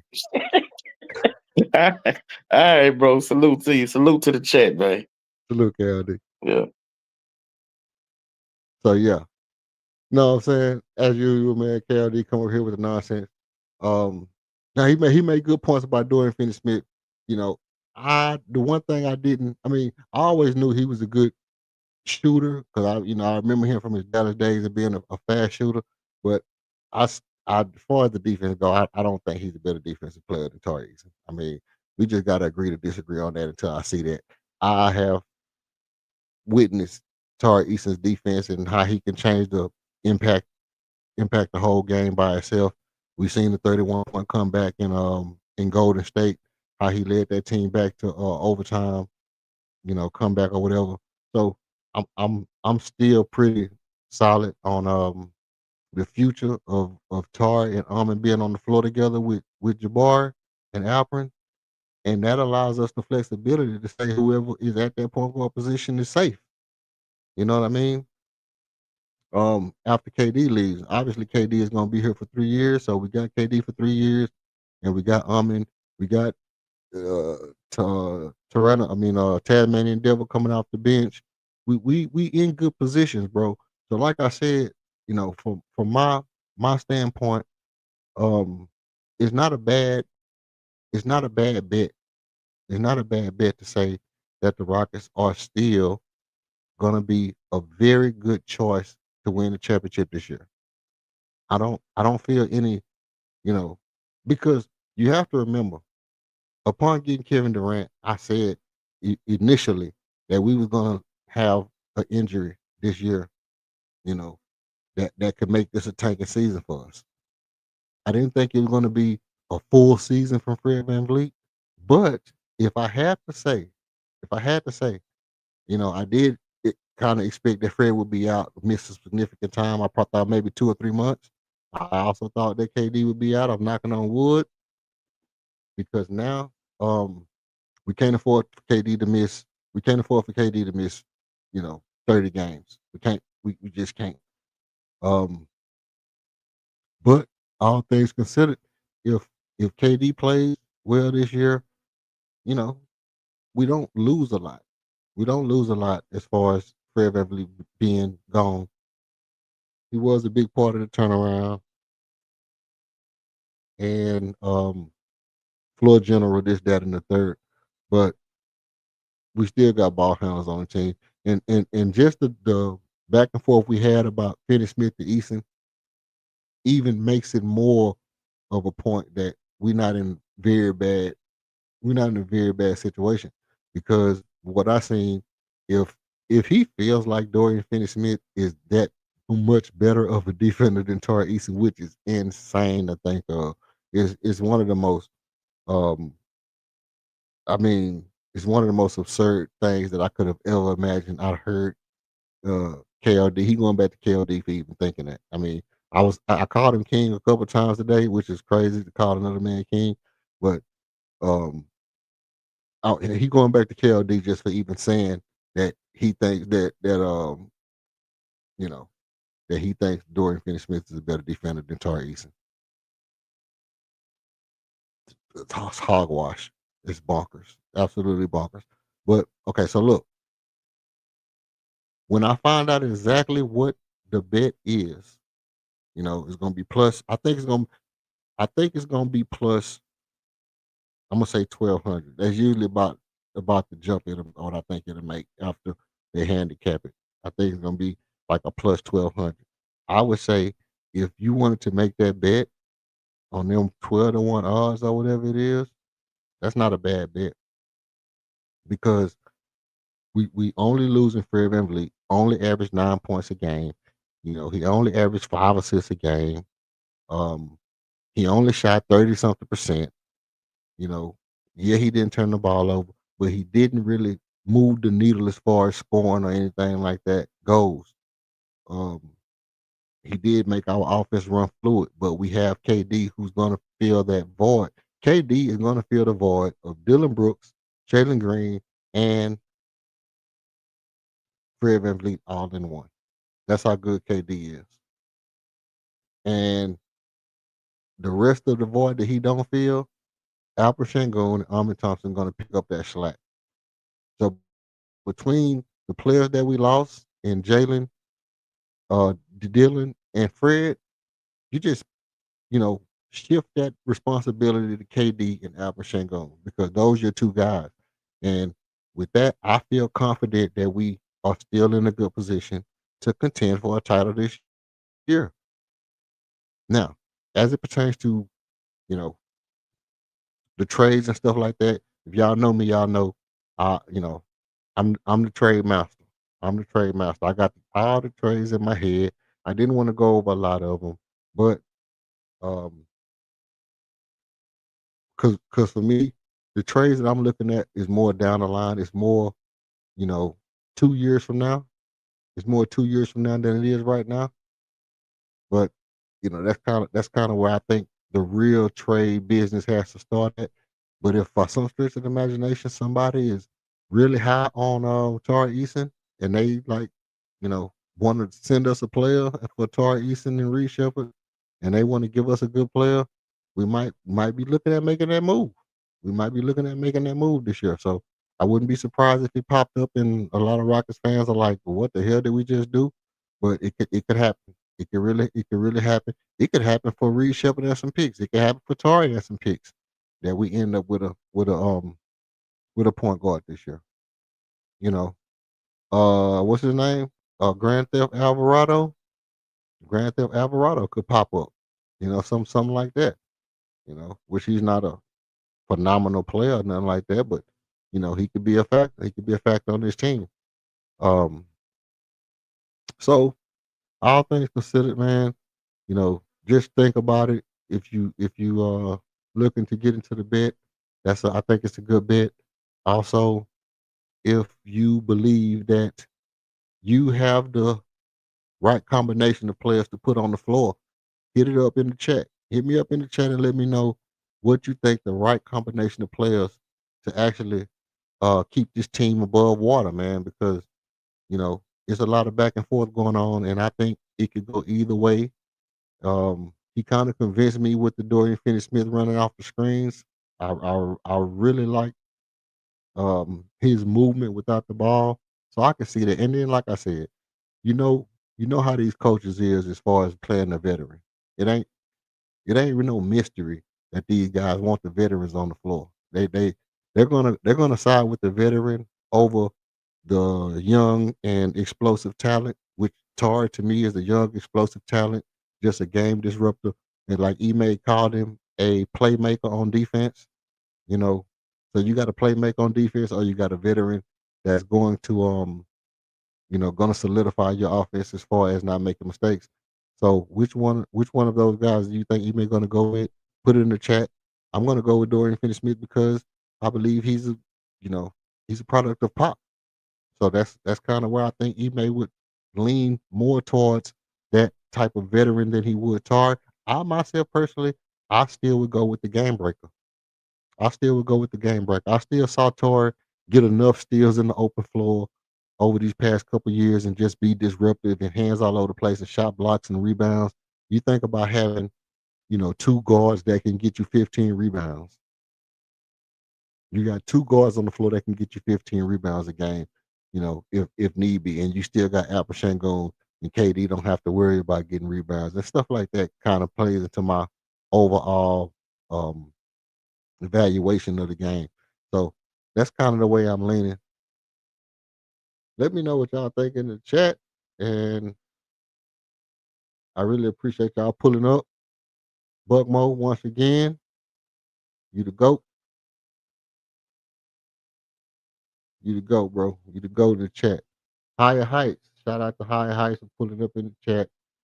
Um, who else pulled up? 805 Dodge. Dodgers. 805 Dodgers. I guess that's the LA fan. Shout out to 805 Dodgers pulling up in the chat. KLD, KLD, Lady D, Pressing Arts, everybody who pulled up, man. I appreciate everybody for putting up.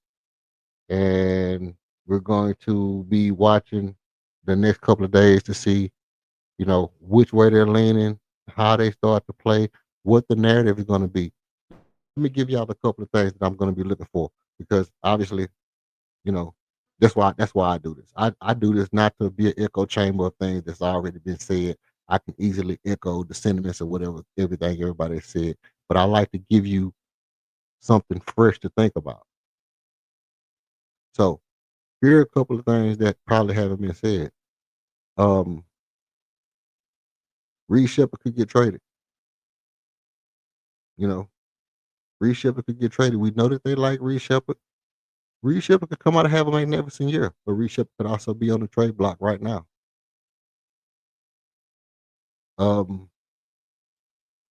Tari could get traded.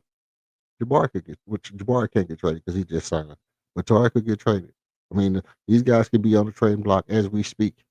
Not because, you know, they're not guys that we really like and enjoy watching play, but because um, it could be a situation to where you don't want to waste the momentum that we have going forward this year.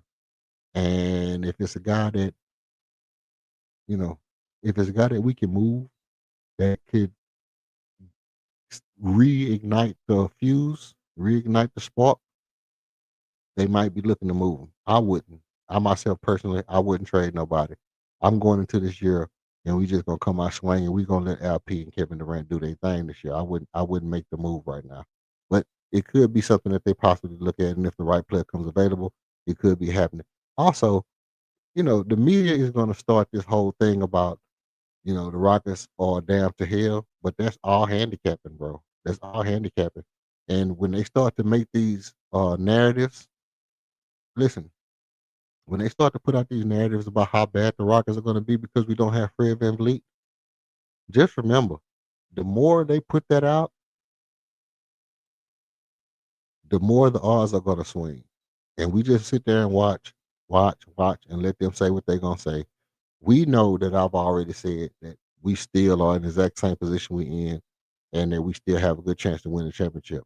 And we just let the odds swing. And when the odds get high as they can be, you know what I mean?